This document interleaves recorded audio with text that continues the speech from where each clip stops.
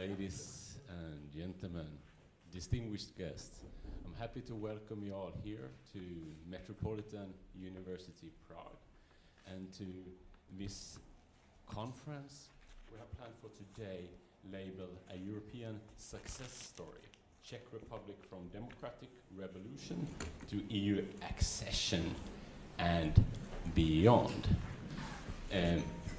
My name is Mats Brown, and I welcome you on behalf of the International Relations and European Studies Department, which I'm the head of.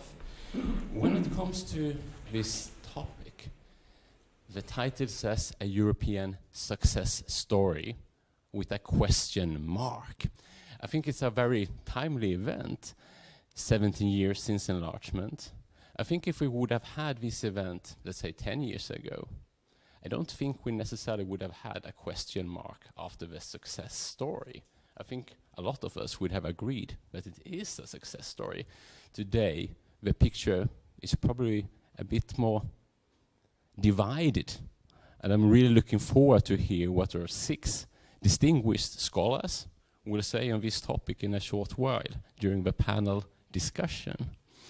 I think if we have gone back even prior to enlargement, we had a very strong narrative story in the Czech Republic as in other countries of a region, talking about a return to Europe, about getting back to Europe.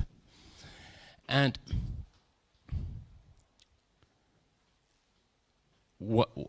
I think if we would have discussed this topic shortly after enlargement, most would have said, okay, the goal was reached. The countries got back to this imagined, perceived place in Europe, and perhaps would be seen as becoming more similar to many of the countries to the west that did not share the same communist heritage or the same communist experience. But today, again, we have a situation with much of more populism on the rise, perhaps, challenged democracy in some countries in the region. So there's definitely a lot to discuss in relation to that, and looking truly forward to hearing your reflections about that. And perhaps also to think about if there has been a narrative in the region which has replaced the Back to Europe narrative, if something else has come in place of trying to return back to Europe, or is the case that we still are searching for a new alternative to this returning back to Europe, once the goal either was achieved or was not attainable. I will not speak any further on this. We will turn to today's program. We will start with a film, but I would like to say first that this is an event which is co-funded by the Europe for Citizens program of the European Union.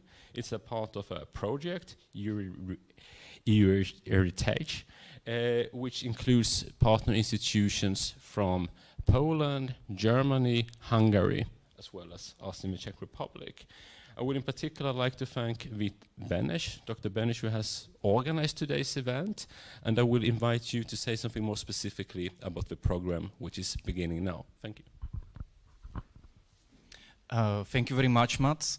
And my name is Beneš. I'm here with the IRS department, and I will be your guide today throughout the program. We will have, the program is divided into several sections. We will actually start with screening a movie which we recorded together with our partner institutes to commemorate the events, the revolutions, democratic revolutions of 1989 and EU accession in 2004. And but before we start with screening the movie, I will already introduce the panel, even though we will hear your contributions from you, the panelists, after the movie. I think it would be good to introduce the panel. If we can switch the camera. So in the panel, we will have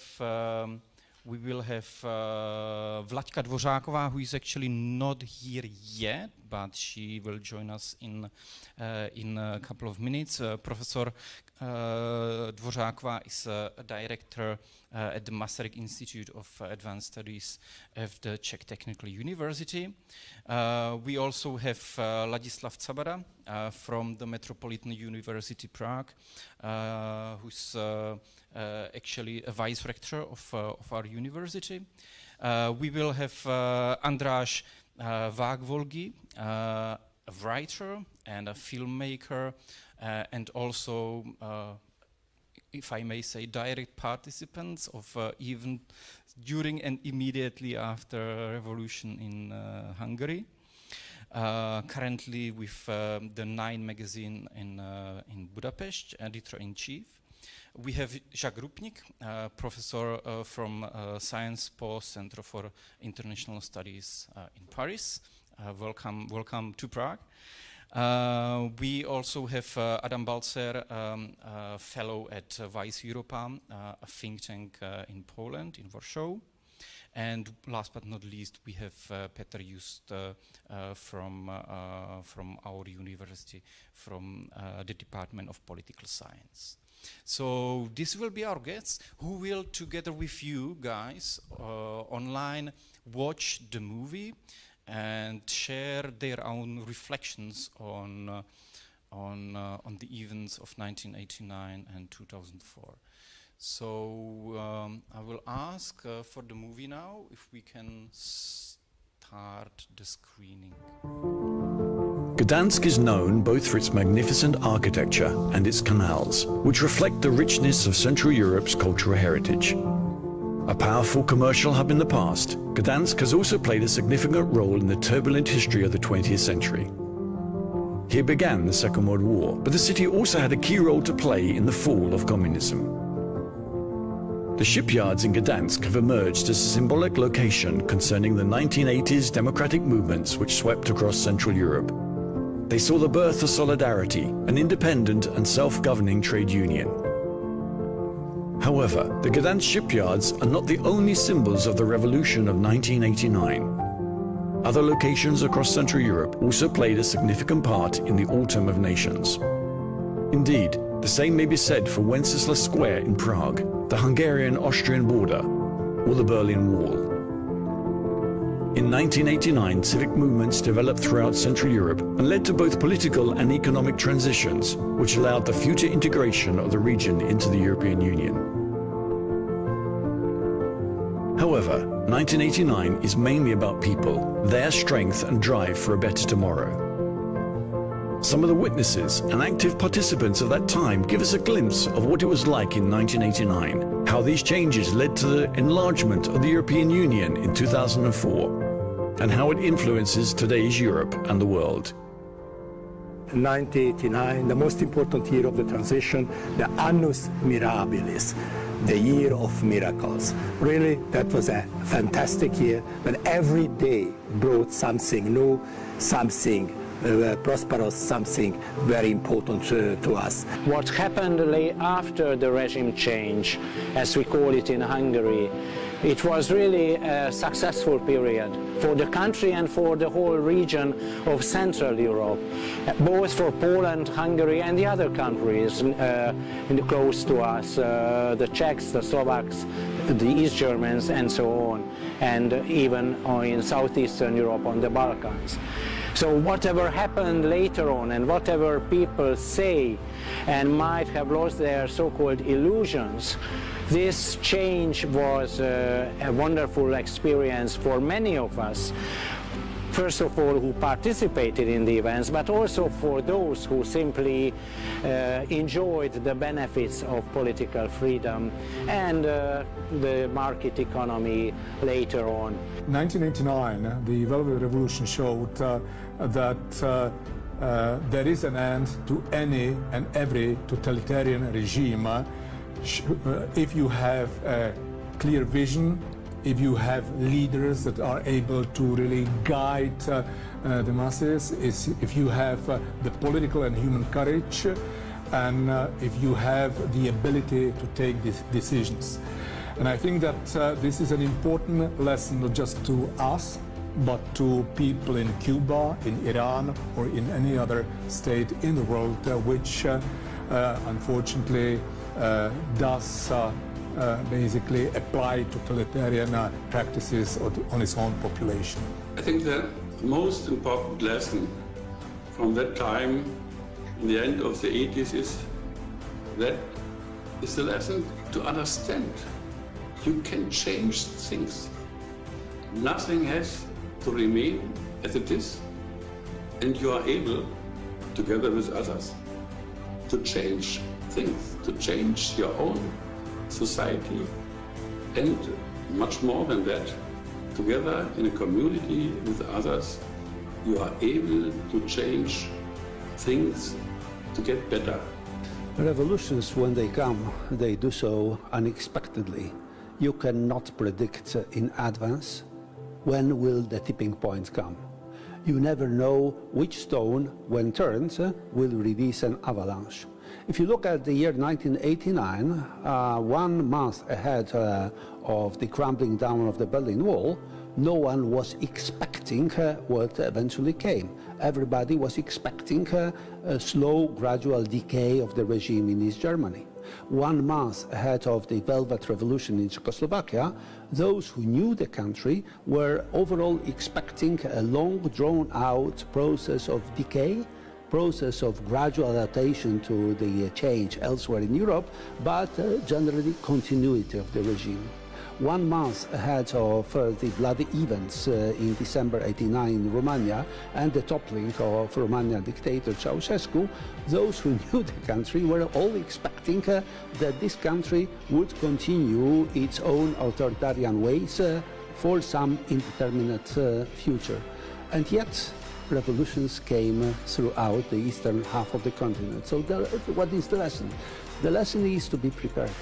The lesson is to organize yourselves. The lesson is to work at the grassroots level.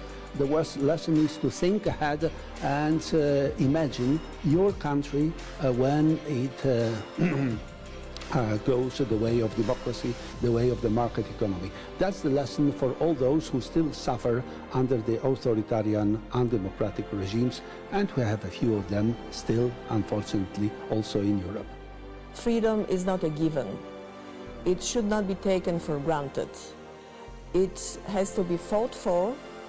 It comes at a price, sometimes a great personal price, and we should not assume it is there to stay forever without us as citizens, as people doing nothing, enjoying our lives and just sitting and watching the world. It has to be watched. The politicians have to be watched, because what can happen is that freedom ebbs and flows, so we should take care of it and be vigilant. The 90s were not easy. Democratic and economic transitions required a lot of patience and resilience from Central European societies. Such economic transitions impacted heavily the daily lives of citizens, sometimes negatively. We are standing in front of the European Centre of Solidarity, which was opened in 2014 and is a symbol of European integration. Today, European Union membership is something natural and obvious for many young Europeans. However, we should not forget that this process was most demanding.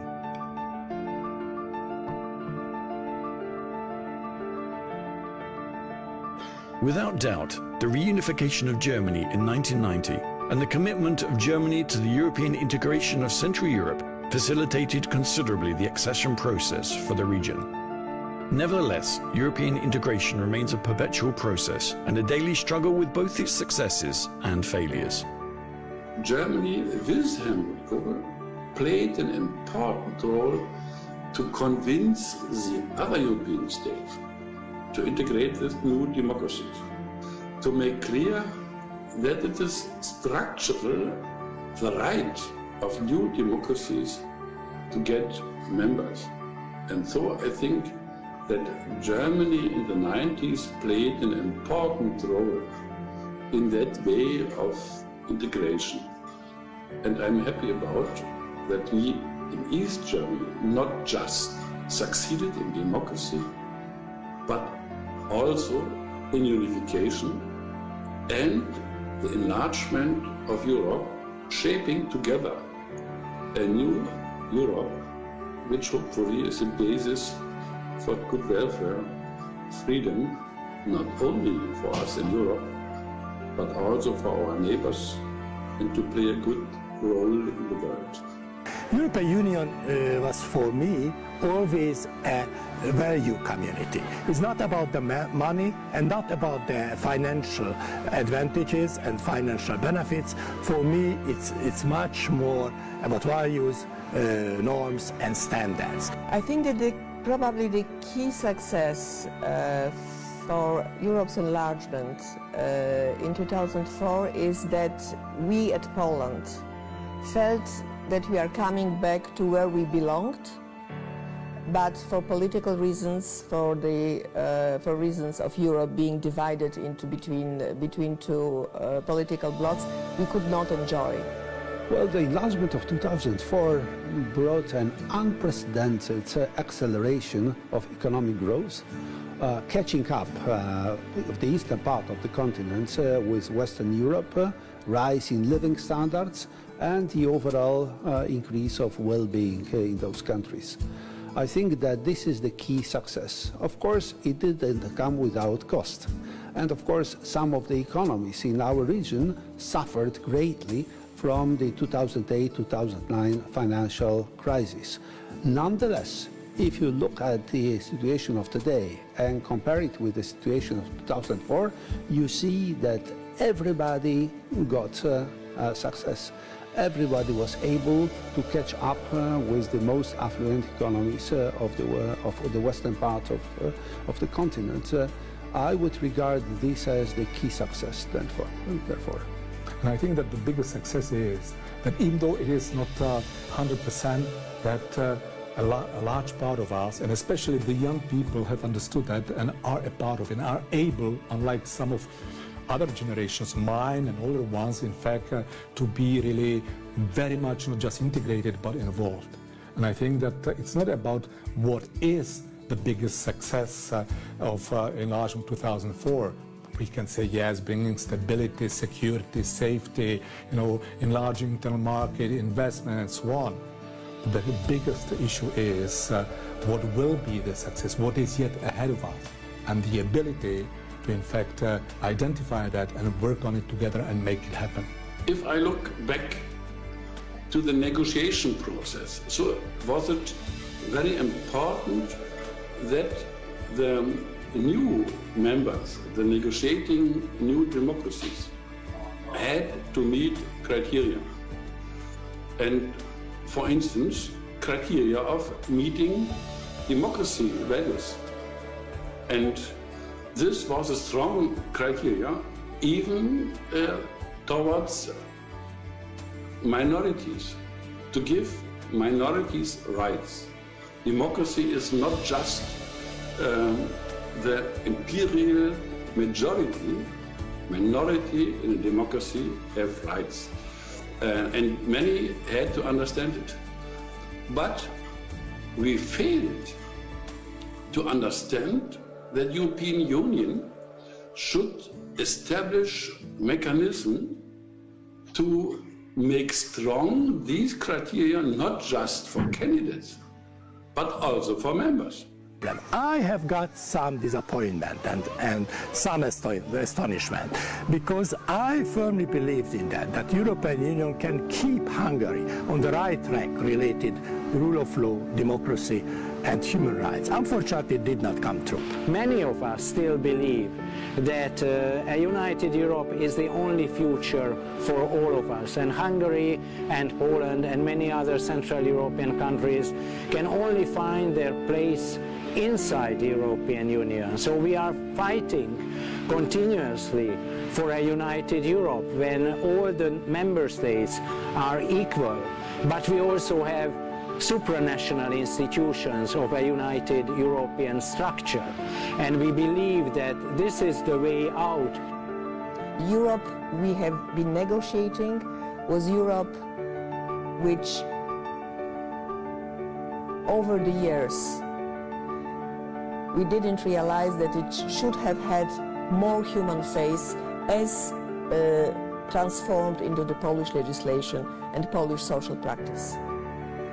The failure of European thinking, or of at least what we took for European thinking in Poland, was too much space being given to the idea that you either swim or sink. And there were people who felt that they were left to fend for themselves too much by the state based on so-called European ideas of free competition. The key failure, I think, is our collective European inability to constrain the authoritarian populism, to address the issues which emerged practically everywhere in Europe. The main thing in Europe is mutual trust. It matters if I know that I can trust you. If that trust disappears, then we are dealing with a transactional situation where everybody is looking after his or her own interest first and doesn't care much about the interests of the others. We need a community of values. We need a community based on trust. If we don't have that, then everything will go down.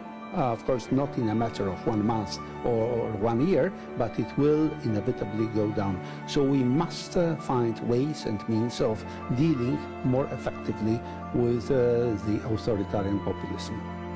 1989 and 2004 were very important moments in the history of modern Europe, and it is essential that every European citizen takes ownership of these events. Let all of us together draw from the lessons of 1989 and 2004 in order to better understand the Europe of today. A Europe in which the Central European countries have both a role to play but also responsibilities. A Europe impacted by a pandemic and in which doubts about its future are growing. A Europe in which we are witnessing both attacks on its democratic principles and on its values. However, 1989 and 2004 have taught us one most important thing. If the citizens of a common Europe are willing to fight for their freedom and cooperate, we can guarantee that the Union will prevail.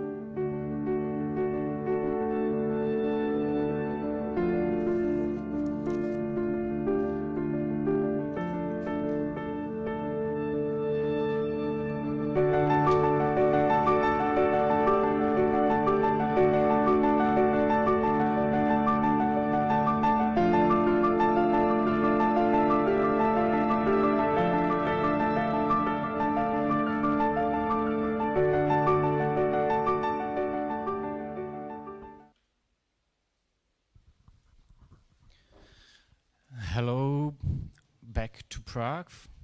Hello back to Strašnice at the Metropolitan University, Prague. Before I actually start the conference and before I give floor to the panelists, a few brief reflections on what we have heard from my side. There are several interesting topics in the documentary that remain stuck in my mind.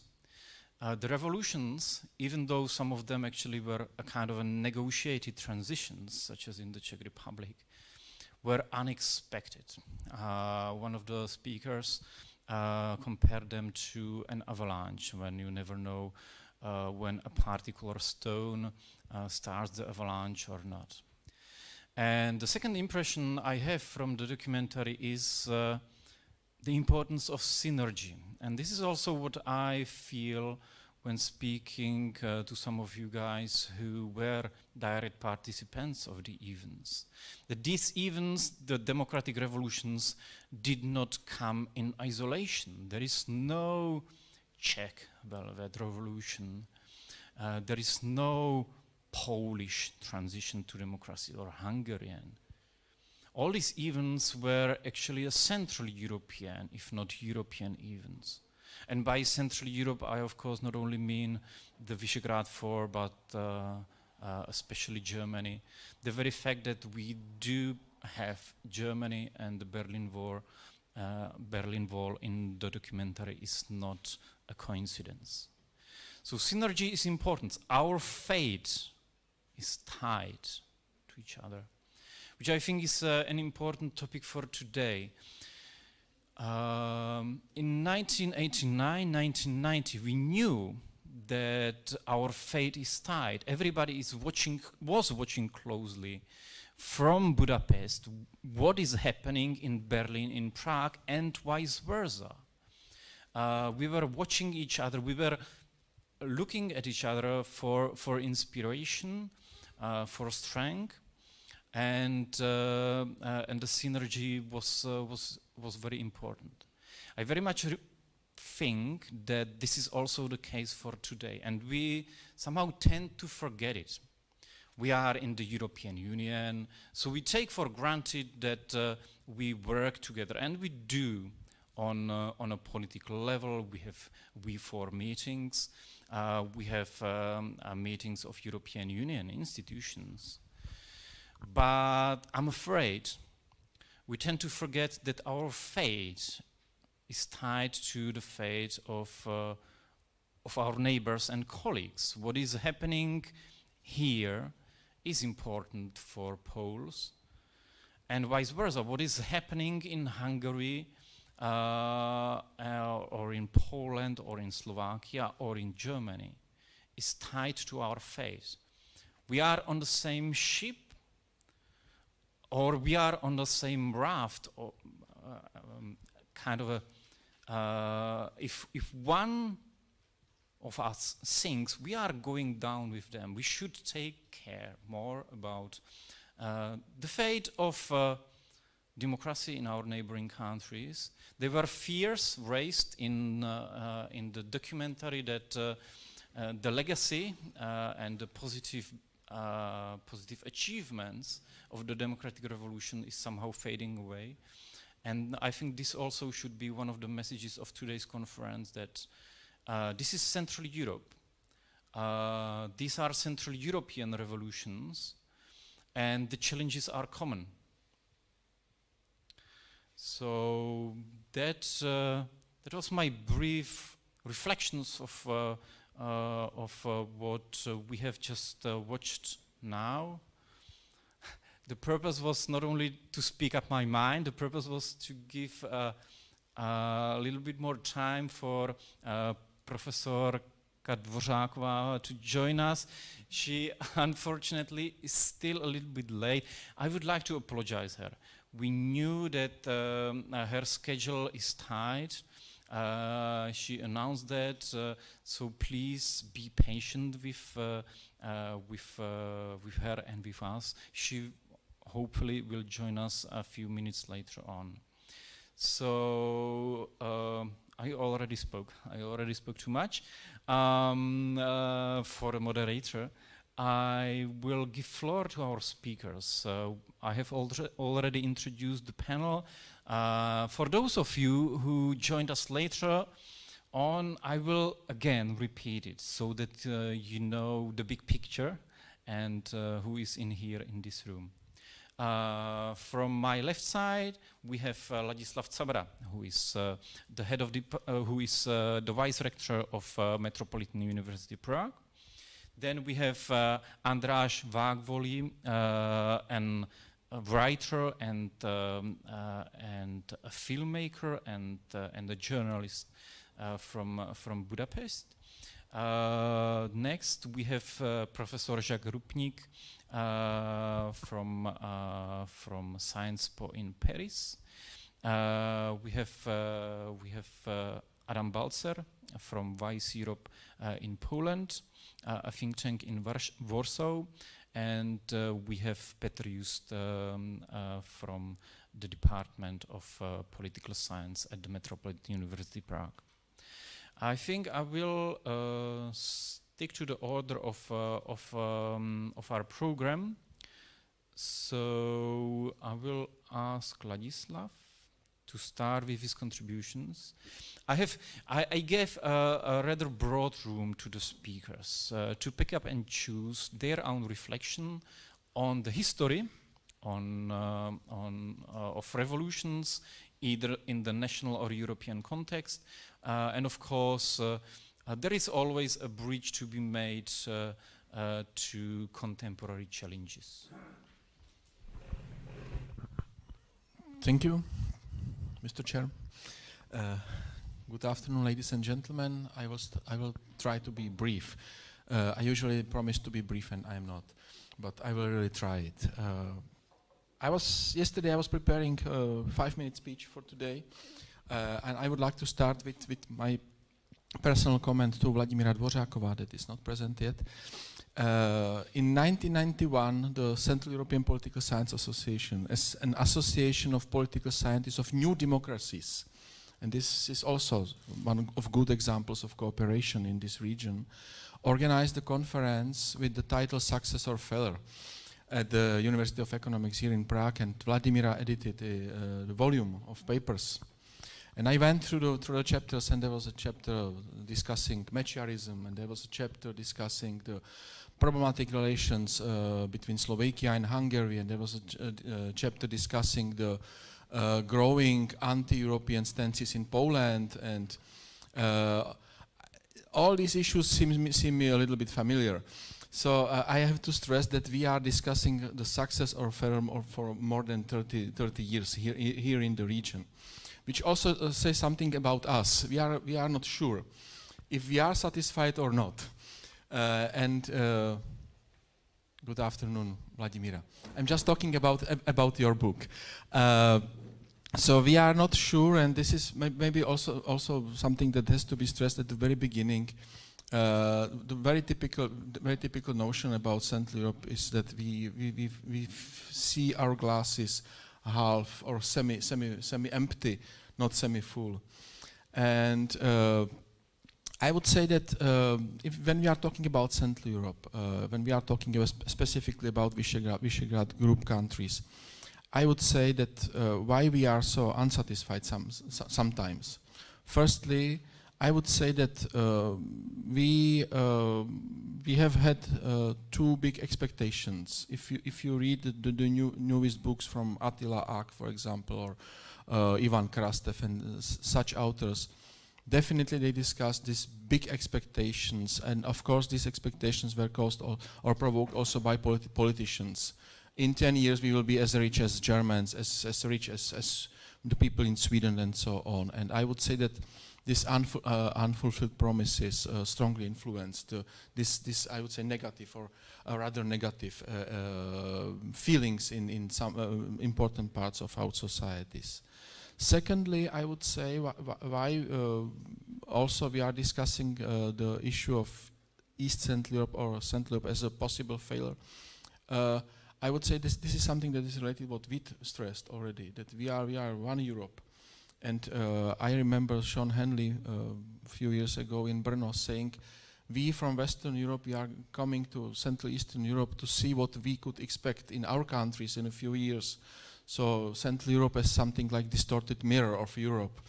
And I would say that when we started in political science to discuss about the parties without members, when we started to discuss about this, I would say, growing gap between the political elites and the societies and so on, all this came continually from Central Europe or East Central Europe also to the West. And I brought a book from Avizer Tucker, so it's the most easiest way to talk about the things we are reading just now.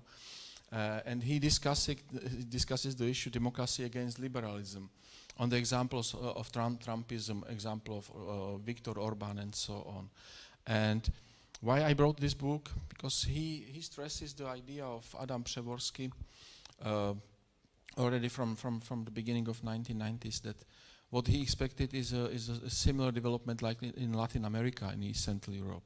So the vicious cycle of falls of democracy and rebirth of democracy, and fall of democracy and rebirth of democracy, caused by the weak liberal institutions that exist outside of the governments, that are protected by the constitutional framework, by the rule of law, and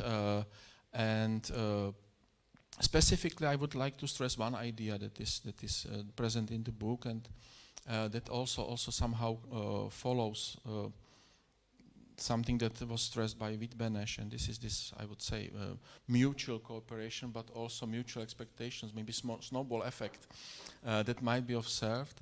Tucker is stressing the failure of European Union, to use the term failure again,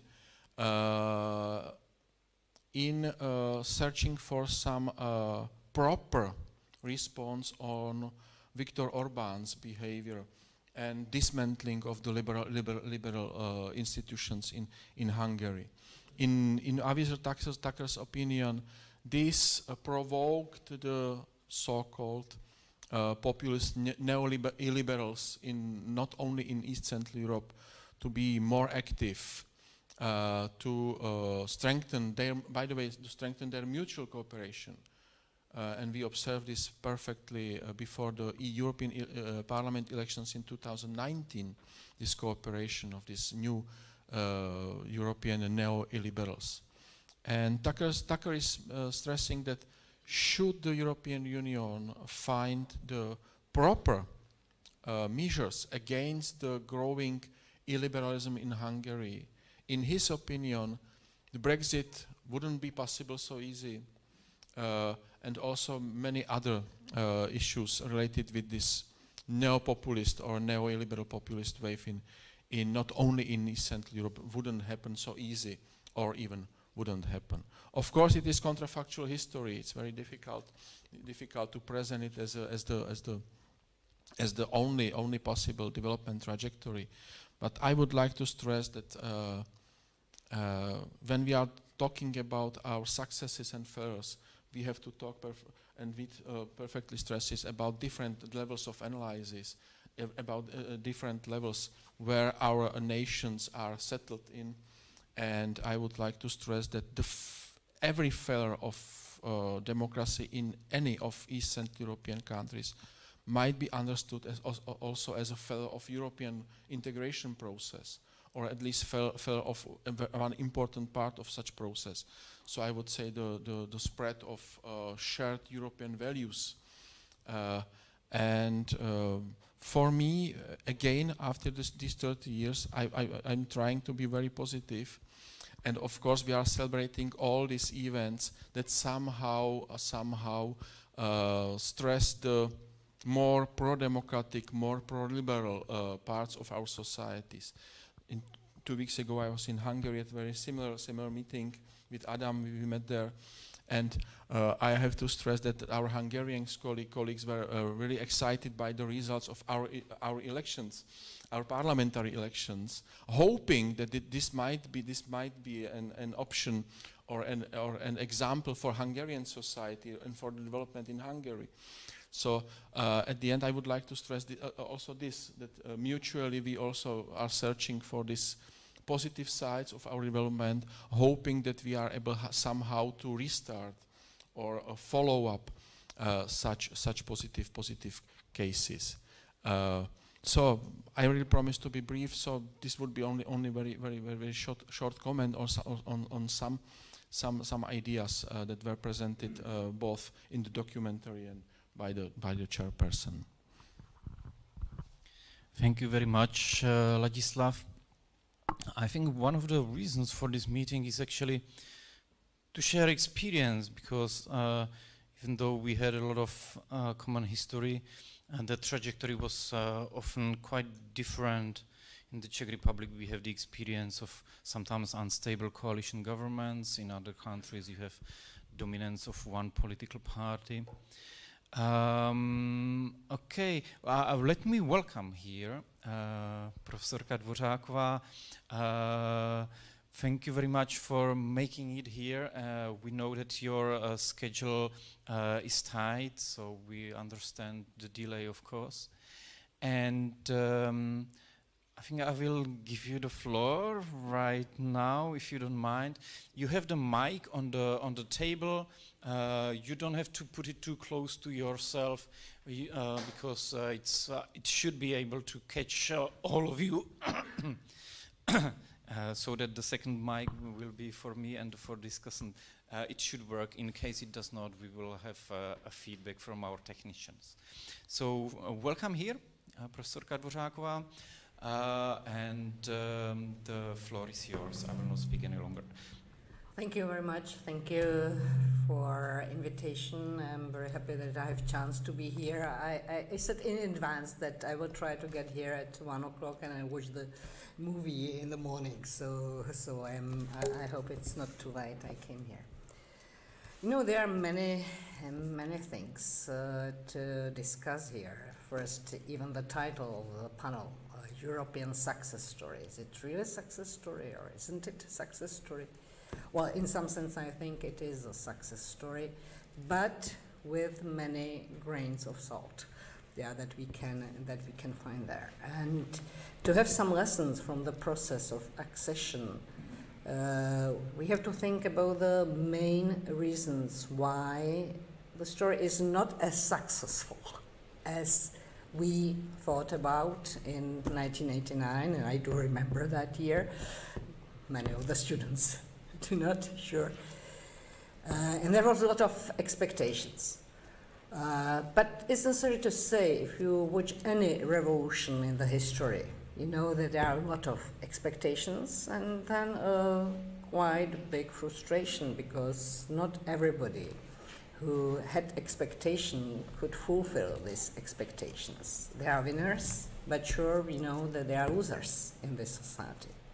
A lot of people lost many things during the changes. It was difficult for them to adapt to the changes. There were many mistakes that were done, and I think that maybe in some sense Europe didn't take care about some problems that was necessary from the very beginning to stress. You know, one of the questions is, was the integration of Central and Eastern Europe that started in 2004, was it too early or too late? My answer will be that it was probably too late. I do remember the period of transitions in Southern Europe, in Spain, that started and was very complicated in 1975, more or less. It was finished as transition in 77, 78, and the accession of, or Spain was integrated to Europe in that time in 1981. And it was understood as something that will help really to consolidate democracy in that countries. Well, sure, there are a lot of problems even in Spain now, and there are all the time. But maybe if it would be faster, it could have impact on the building of the rule of law, on building of the institutions. Well, there were pressure from European Union during accession process. They were speaking about reform of state apparatus, state administration. They were recommending building of oversight institutions. But these institutions were very often in Central and Eastern Europe formed in very, very modest way. You know, they looked almost like some institutions in Western Europe, but there were differences in who was appointed, what was the accountability.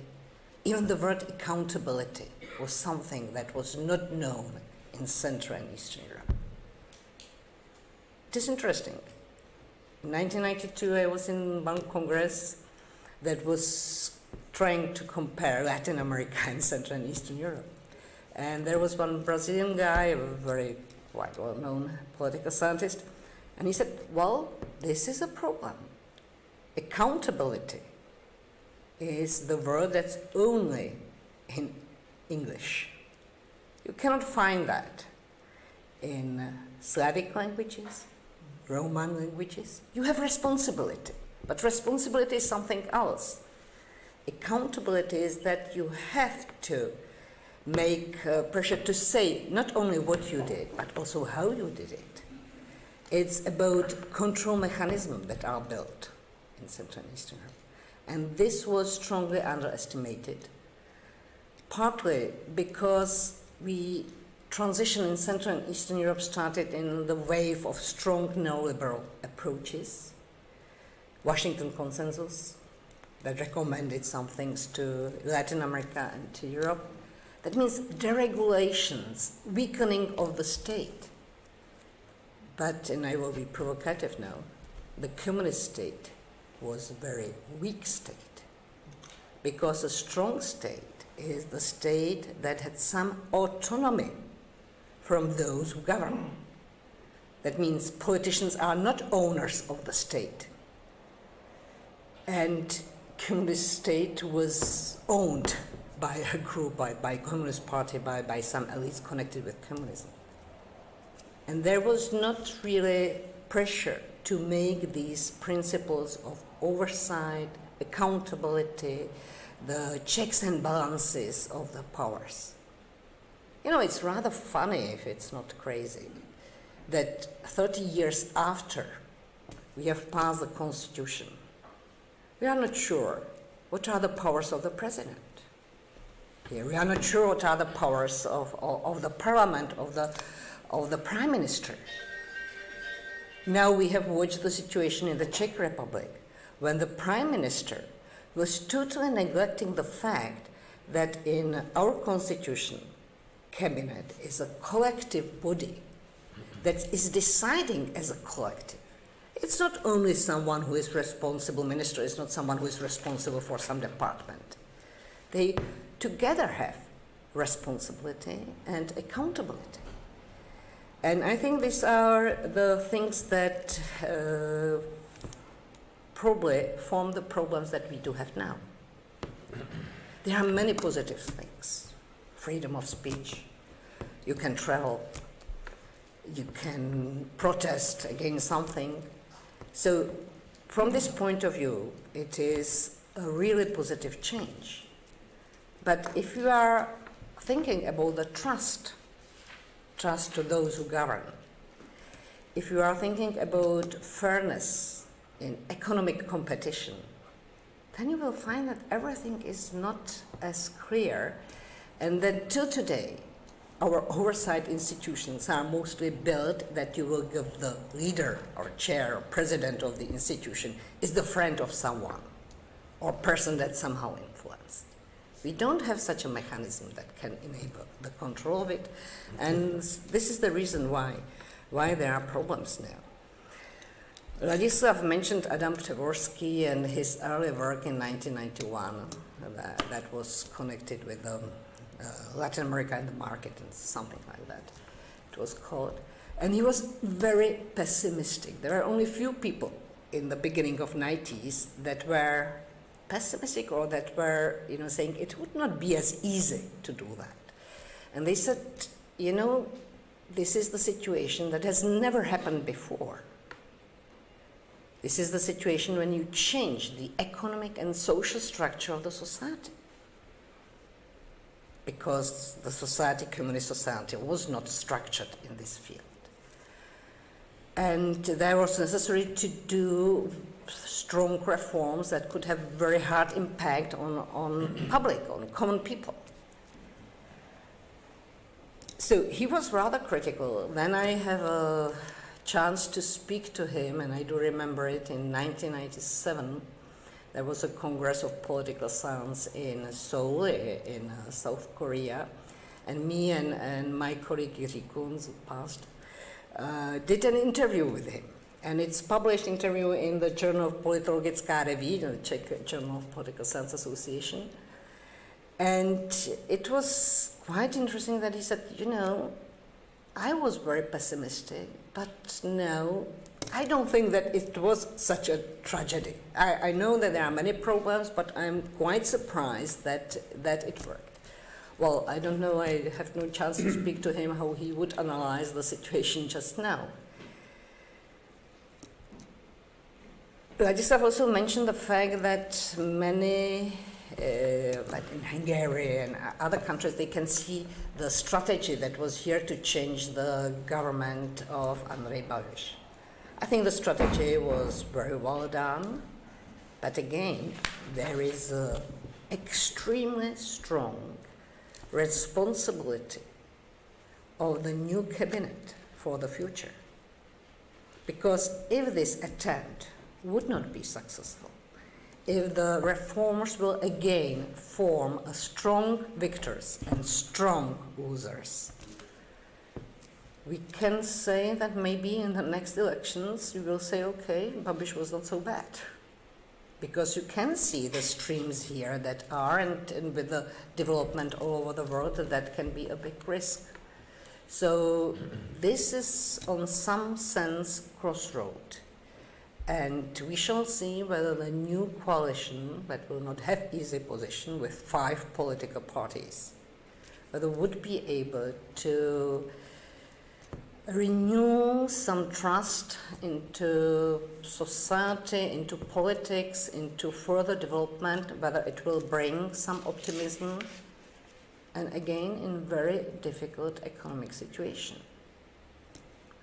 Big debt that was formed, inflation that we can see now. So it will really depend on communication, and mainly whether the coalition would understand that it's necessary to build the state with all the institutions, that it's not only about my power, influence and position in some institutions, but it will be about real building independent professional institutions. And this is a big task, and I'm not sure whether the new coalition do understand it, and more, I am not sure whether they want to understand it and to do it. So this is my comment for this moment. Thank you.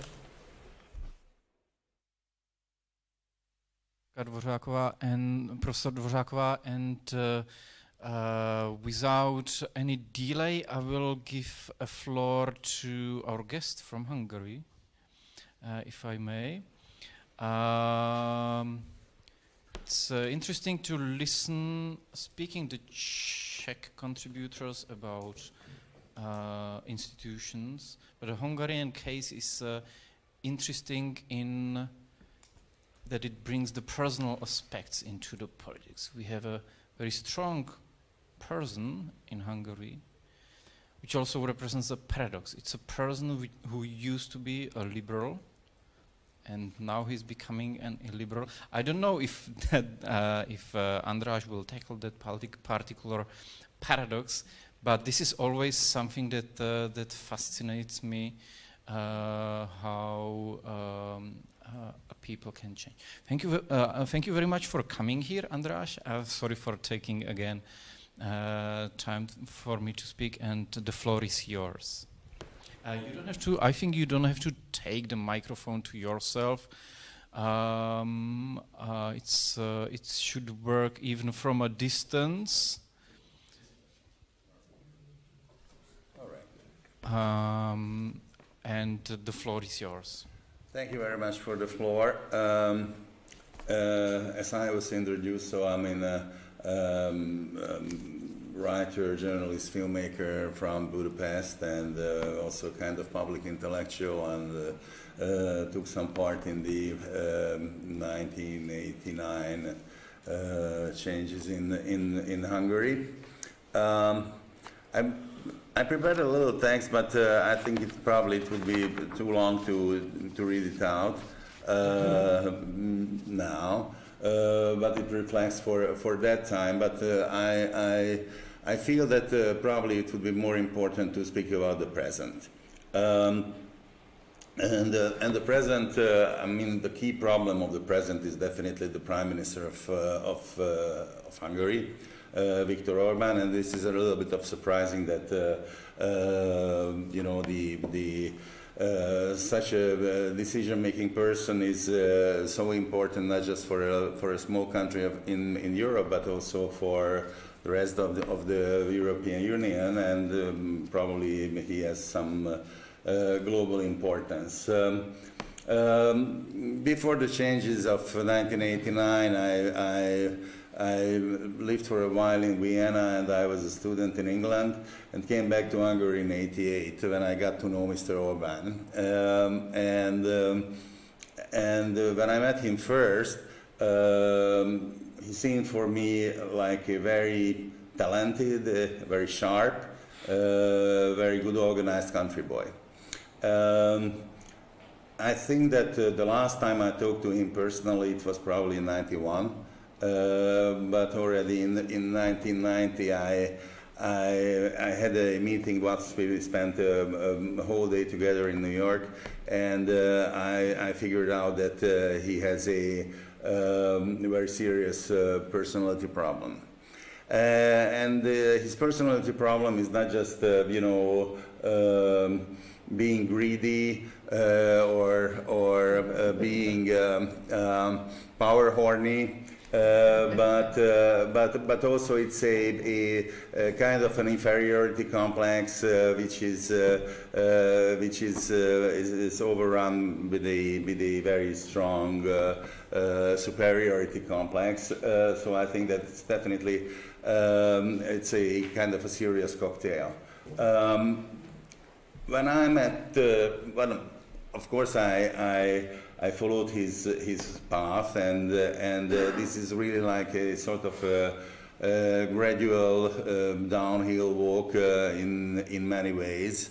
I think it was important when he gave his first speech, which was really important, and almost all Hungarians watched it in June 16th of 1989. At the reburial of Imre Nagy, who was the Prime Minister of the Revolution of 1956. And he was buried by the Kadar, the communist regime, in an unmarked grave, blah, blah, blah, and the reburial was an important event in Hungary. Already our Polish friends started their negotiations with the government in February, and as far as I remember, they reached an agreement by April. That year, we started our thing after the reburial of Imre Nagy and after the re-evaluation of the 56 movement. Some people call it an uprising, but others call it a revolution. I'm on the side of the people who call it a revolution, because I think that it was also an attempt for a great social change as well. Thinking about the workers' councils in Budapest, which lived on after the Soviet invasion, second Soviet invasion as well. But so it's coming back to the last 30 years. I think that Mr. Orbán cynically did like everything to gain power in Hungary, switching sides. He used to be a deputy chairman of the Liberal International. Then he was in the EPP, which is the parliamentary fractions for conservative parties. Now I think that he's definitely on the side of the extreme right.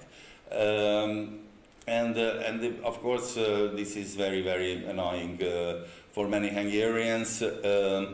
I think that the last good thing, what happened, or in the last 12 years when he's in power, but actually I think that after 2006, there was, between 2006 and 2010, it was kind of a dual power in Hungary, so imagine Kerensky and Lenin in the same time or something like that. But anyway, so what I would think that in this last 50 years, Mr. Orbán's politics is definitely it's on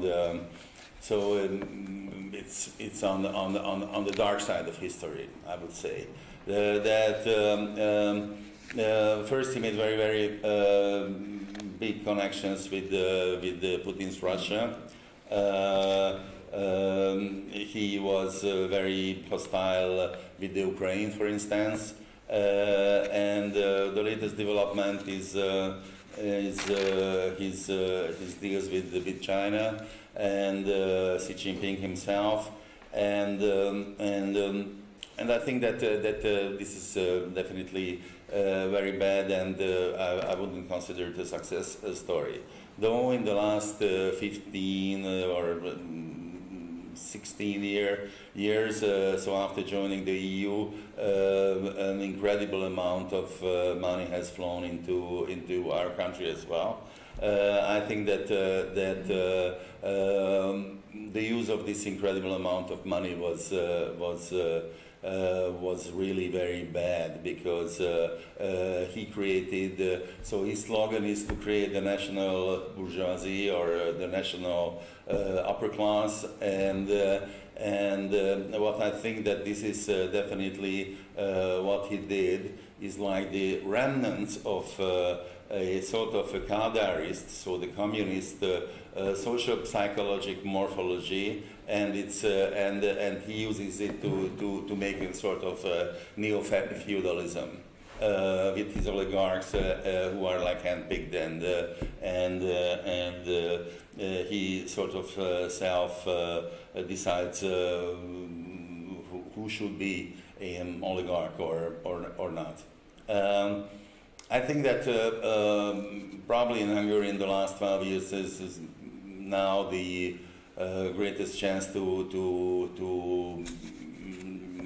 overcome Mr. Orbán's government, and this means that there is a very colorful mosaic coalition of the opposition, which is against Orbán. It comes from a former extreme right party until the former extreme left parties, so it's like everybody, almost everybody against Mr. Orbán.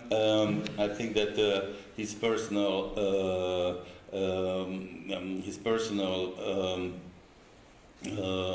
acceptance is right now is lower than it used to be. It's like 43%, and the opposition's candidate, who is a kind of sometimes he's called as a Trump for Hungary, because he's like an unknown guy and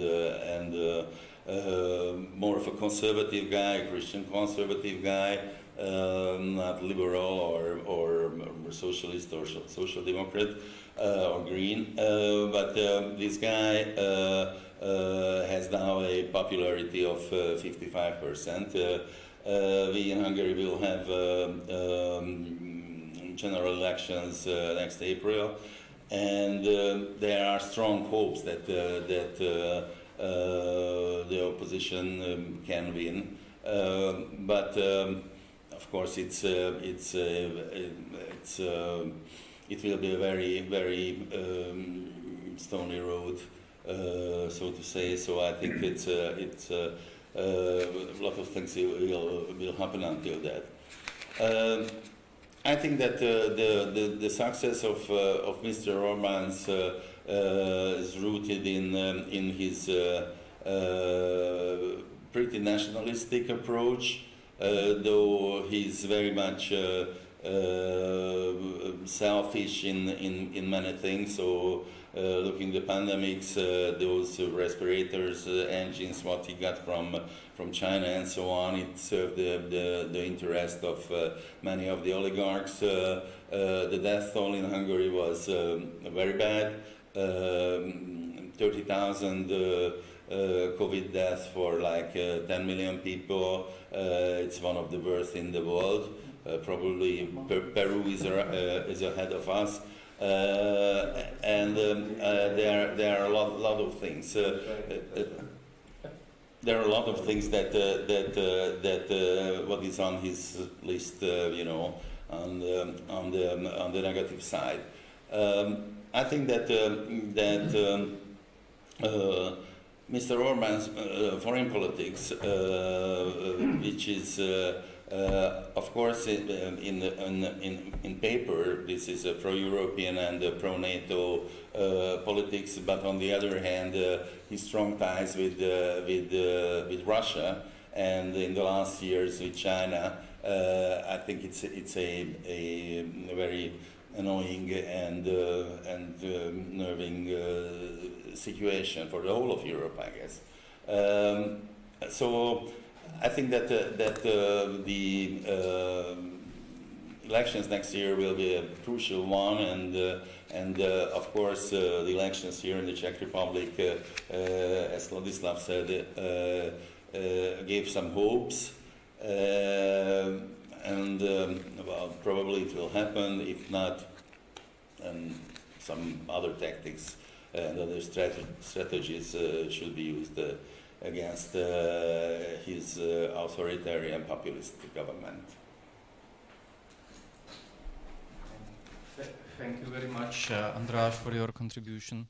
It was interesting to hear the kind of a parallel between Kadar and Orban. Maybe we do not have illiberal democracy, maybe it's goulash democracy with strong, kind of a pragmatist, power-hungry approach by the leader rather than a true believer in democracy anymore. I will give the floor now to Professor Hrupnik, who may give us a little bit of outside perspective from Paris, from someone who is deeply involved and has been studying the Central European region for a very long time. The floor is yours. Well, thank you very much for the invitation. Perspective distant from Paris, but not as distant as some other people sitting in Paris. Still, let me begin about 1989. I will not go about what we have seen in the film, but just to respond to follow up on what has just been said about Viktor Orban and his role in 1989. 10 years after 1989, there was a big event organized in Vienna to commemorate the 10th anniversary. And Václav Havel, the Czech president, Viktor Orban, then Hungarian prime minister, and Adam Michnik, the editor of Gazeta Wyborcza, Polish dissident who needs no introduction. Anyway, it went something like this. Václav Havel gave a speech which would fit with your title, the European success story, the Czechoslovak democratic, etc. So he basically gave that narrative. We made the democratic revolution, this was we have achieved, this was difficult, etc., but we have achieved creating democratic institutions. Now we are heading towards European integration. So it would be more or less, his speech more or less was fitting your title. Then came Viktor Orban, and he said, 1989, that was no revolution. It was an agreement between elites, between reformist communist elites and part of the moderate elites of the opposition. And it was this morally bankrupt agreement which pretended to be a revolution. And then followed a speech basically saying the real revolution, it's me. I'm now, finally, belatedly, I'm now going to make the break with communism. The revolution of 1989 that you were expecting and that didn't happen, I'm bringing it about now, belated.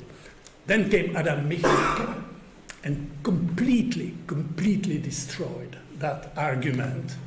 I'm saying, among other things, but sometimes for a younger generation, it's good to state the obvious. He said it was a miracle that we could, none of us would have imagined before, that we could exit a totalitarian empire without any use of violence. Because all the means of using violence were on the other side. So this was a major achievement.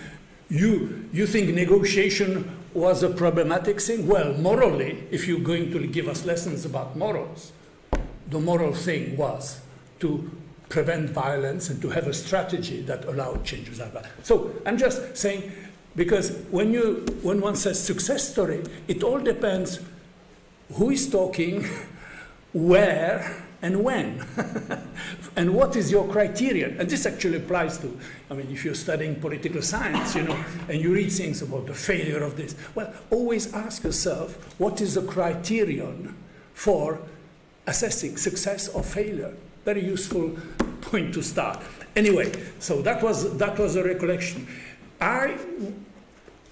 Perhaps let me stick to what I was asked to comment about the Czech road to the EU, and I will, of course, one can have the general point that is shared in the region Basically, you have transition to democracy, consolidation of democracy, and then European integration. And you have the three things interlocking. They feed into each other, obviously. So, tons of academic literature have been produced about the EU factor, the transformative power of the European Union, and how it contributed to the consolidation of democracy, etc. I will not bore you with that, but just to remind, that is the framework common to all the regions.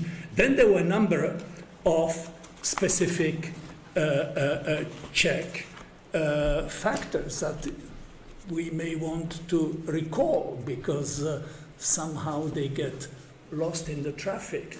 Well, the first one is that the whole prospect of European integration post-89 in this country was formulated in a context when the country was disintegrating. So you have at the same time a process of disintegration and meanwhile announcing a long-term process of integration. So this is something which you have difficulty combining, articulating the two propositions. And you can try to do it, as some people have done in this country. I remember the headline in the weekly Respect, Sami do Evropy nebo společně na Balkán. Either we go alone, we Czechs, into Europe, or together with the Slovaks, Balkan, war, conflict, nationalism, Mečiar, etc. So, but basically you have this specific situation where the prospect of European integration is conceived, thought, and implemented in a context of nation-state building. You are creating, Radka Dvořáková spoke about state institutions. Well, one of the problems is not just the legacies of rule of law and statehood inherited from the past. It's also how you build a Euro-compatible state if you are dismantling it at the same time. So that was the main proposition, and one could, of course, have a discussion about how the process of a country that was created under the principle of self-determination of nations in 1918, the country disintegrated under the heading of the same principle, implemented by, driven by the Slovaks, in 1993. And, okay, so you have this complicated trajectory, which I don't have time to spell out now. Some of you may remember it. Very difficult for Slovakia, completely sidetracked. Eventually the two countries joining in. And you could say that maybe the entry into the European Union, it marked the end of the Czech exceptionalism as a discourse promoted by the 1990s Prime Minister, and the end of the Slovak exception, which was, being left out of the Visegrad group or going on a different track. So that is point one. And the great achievement, if we talk about success story, that this combination was made possible. It eventually succeeded and didn't go the way Yugoslavia or parts of the Soviet Union went. So that is useful to remember. Second point, often forgotten, and if one tries to look for success stories, and I'm desperately trying to be very upbeat, as you can see, well, the second would be that the whole prospect of EU integration created a framework for a rebalanced Czech-German relationship.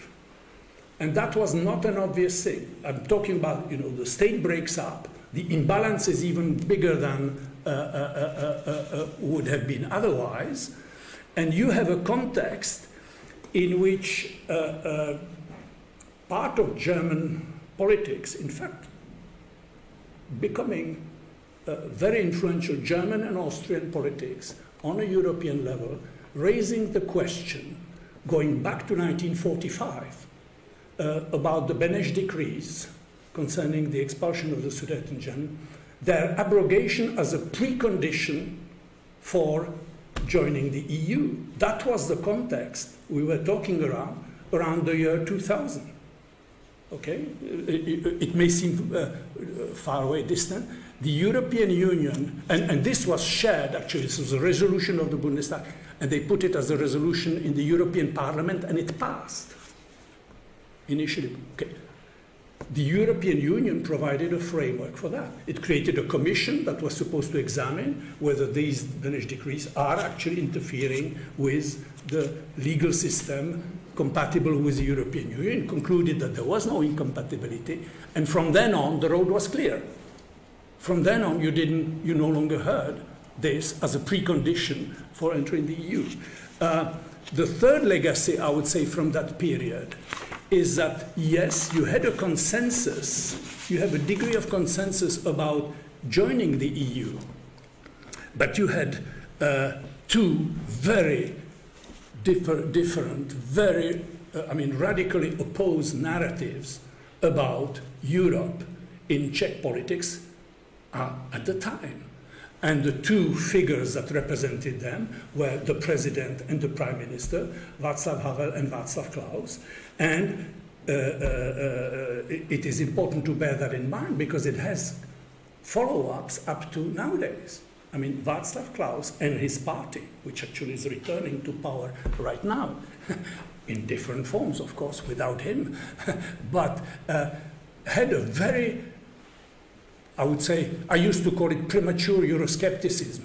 You know, we were in 1990s, the country was supposed to aim to the EU, and they were already Eurosceptic. So they were Eurosceptic of the Thatcher side, of the Thatcher kind, Eurosceptic, but, you know, it was odd as a prime minister. I want to join a club that wouldn't have me as a member, you know, that kind of Groucho Marx situation. So you had a discourse on Europe, EU as a threat to national identity and sovereignty. That appeared then, the famous phrase that you have heard, are we going to let our sovereignty and our identity dissolve in the EU like a lump of sugar in a cup of coffee? And then you had the opposite discourse by Václav Havel saying, identity, sovereignty? Well, identity, who's threatening my identity? I'm from Prague, I'm Czech, and I'm a European. The three things are interlocking, complementary. There's no contradiction. Well, absurd propose this as a contradiction.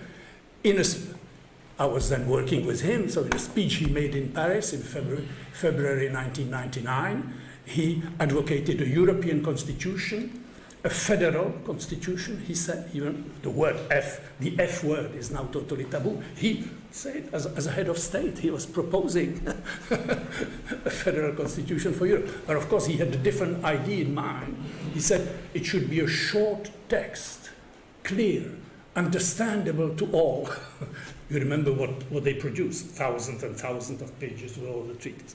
Okay, so you had there the two main discourses that appeared in that period, and I think in a lasting way affected the way the Czech Republic and Czech politics were affected, especially once Václav Havel vanished from the scene because he was no longer in office, and then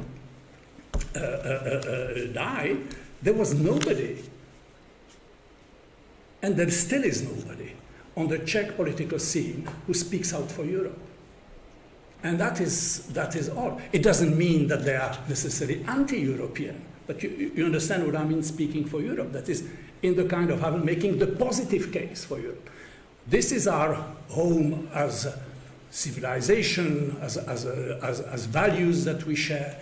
This is a project, the political project that we share. That kind of discourse, including the constitution, including the federalist long-term project, you have simply nobody of that kind. So, but however, you have a lasting legacy of the first discourse, which in certain, and that of course affects, and I must be careful, I'm not looking at my watch, you must tell me when I'm running out of time, but I would say it has implication for, of course, the post-accession period all the way to today, because if you have a party like ODS, this is why I'm mentioning it, arriving to, winning the election, now being in office, but has that legacy within it. And you can say, fortunately, in a coalition, they have other partners in the coalition who are, I would say, fairly pro-European or moderately pro-European or Euro-pragmatics. I mean, you have all sorts of shades of European type. So that is the legacy of that period. I'm running out of time, so I will just say something briefly at the end. The Visegrad has been created under the first idea in Bratislava, April 1990. Václav Havel made the first gathering, then the formal creation in February 91. What was the purpose? Democratic transformation, desovietization, integration into Europe. You look at Visegrad, at least the way it is perceived, and maybe, one thing is what you think about Visegrad and what it has done, and not also it's about what it has perceived. And now you have, especially in recent years, Visegrad has been perceived as basically a Eurosceptic, if not anti-European proposition. Trucpodnik in Czech, you would say, anti-Evropský trucpodnik. You have something that is created there that opposes, especially since the migrant crisis of 2015, the emergence of the whole drift towards so-called illiberal democracy, as Orbán called it, and the whole question of the rule of law, all the way to the recent confrontation that Poland has with the EU over the question of the constitutional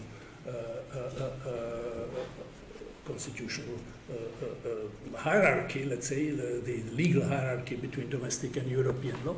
You have there the complete reversal of what was initially meant in the Visegrad project. Why, and this is my last word, Poland has wanted to do Budapest in Warsaw. They wanted to faithfully imitate Viktor Orbán's method in Warsaw, and they are almost there. They are on that road. However, I would say in the Czech case, you had support for that kind of anti-European posture during the migrant crisis. However, much greater reluctance, much greater caution in the rest of the European issue, kind of a more pragmatic approach, and the same thing could be said about Slovakia. So maybe the Czechs and the Slovaks, who have separated to join the EU separately, have now found themselves in the Union fairly close in their attitudes, their sort of Euro-pragmatic attitudes, and they even find themselves fairly close in the Visegrad group in taking some reasonable distance from the governments in Budapest and Warsaw. This is something quite important, the new Czech government setting in place, because it means that Budapest or Warsaw cannot count on an automatic support of the government here, nor actually in Slovakia, for their confrontation with the EU.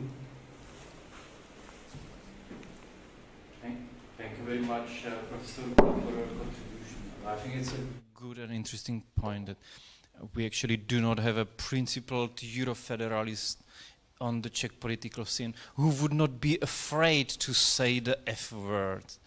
But I think it's also important to mention that we let others kidnap the Visegrad Four. That's also quite an important point to make, that we, even though Visegrad Four was intended to promote democratization, we let the undemocratic forces in the Visegrad to kidnap the brand, so to say. Okay, Petr, if I may give you a floor, if you want to add something to the Czech case, I hope so. Thank you very much. And thank you for inviting me here. The speakers who come at the very end of the panel always have this advantage that a lot has been said already before. And I could a little bit accuse Professor Rupnik that he was actually breaking into my room yesterday when I was taking notes and preparing notes for today's presentation, because in many ways he said what I was preparing. But there is one advantage, that the speakers at the end can also react on what has been said before. I'll begin with one personal reflection. Some of my predecessors, they also provided personal reflections on the milestone events that we are talking about, both '89 and 2004. I will provide one in '89, although due to my age at that time, which was 11, I of course was not a participant of the events on either side of the revolution. But I want to show on this certain event, which I attended as a kid, the rise and fall of this enthusiasm related to 1989, and pretty much we could say the same or similar about the rise and fall of enthusiasm related to 2004 events. In January 1990, to be precise, on 27th January 1990, I remember it exactly because it was really, for me as an 11, 12-year-old child, was a big experience. 1 month after Václav Havel was elected the president, he came to my city. I come from mountain region, from Krkonoše, from Trutnov, and those of you who know geography, Czech geography, who are familiar with Trutnov, who are familiar with Krkonoše, and who are familiar with the fact that Václav Havel had his summer house just outside of Trutnov in the territory of Hradeček, they know that it's been a big event for Trutnov area. Trutnov has been connected with Havel in both positive and negative. The negative way was that the Trutnov branch of the Secret Service of the State Security has been co-responsible for surveilling him once he was in Hradeček. And he came a month after being elected, and Trutnov has 30,000 people. There were 25,000 people on the square waiting for their Havel to come back home for the first time as the president. They've met him before on the streets, on the square, always followed by the surveillance, followed by the secret agents. But this time he came back as their president. And that was the enthusiastic moment. And of course, on this event, I want to show this rise and fall of the enthusiasm, because when I do a flashback and try to remember any other event, politically related event, that would be happening in Trutnov since then, I don't find any like this that would have so much crowd cheering for one person, one event, one occasion, be it any political assembly of some running political party, be it in the celebration of the European Union accession and other. No other event, at least as my memory goes back, no other event which would show so much support from the people in a small area, in a small of course, for former Sudetenland, or former part of Sudeten, we also have to have this, take this into account. So this has never been repeated again, at least what my memory goes back. So this is to show that how changing the environment and the societies were. Then, of course, after following the first stage, even of the EU integration processes, where, as Mats Brown said, there was some kind of narrative of going back to Europe. But already then, we could see some signs of this well, I would say dissident movement, but it would a little bit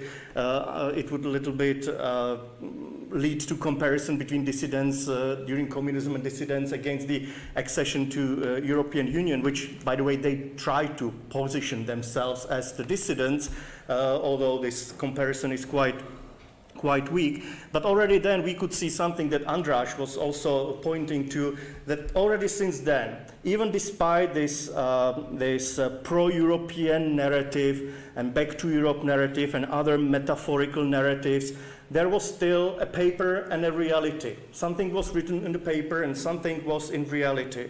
So on paper, all governments, all post-1989 governments, beginning with the Chalfa government of the National Understanding, which came to power in December 1989, and which in its program declaration already had very pro-European, especially from this economic point of view, very pro-European, pro-Western European statements, and going via all other both federal and Republican governments, and especially then after 1993, they all on paper had these pro-European integration appeals, the strategic goals.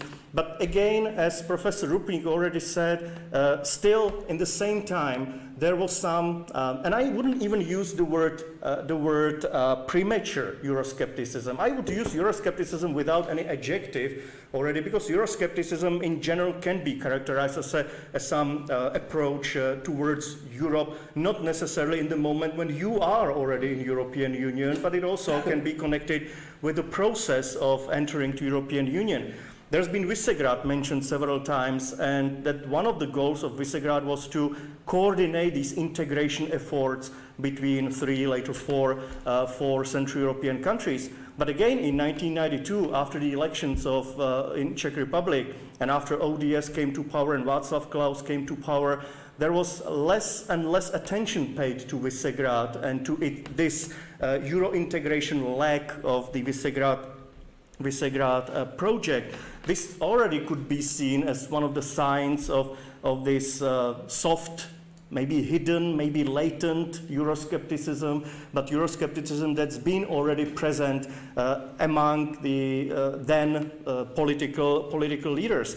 You have another event where the former then Minister of Foreign Affairs, Josef Zelenec, when he came to Parliament in 1993 to make like a first speech on the foreign policy on the foreign policy doctrine of the newly established independent republic, he used the comparison of the European communities as a relic to a Cold War, relic of the Cold War.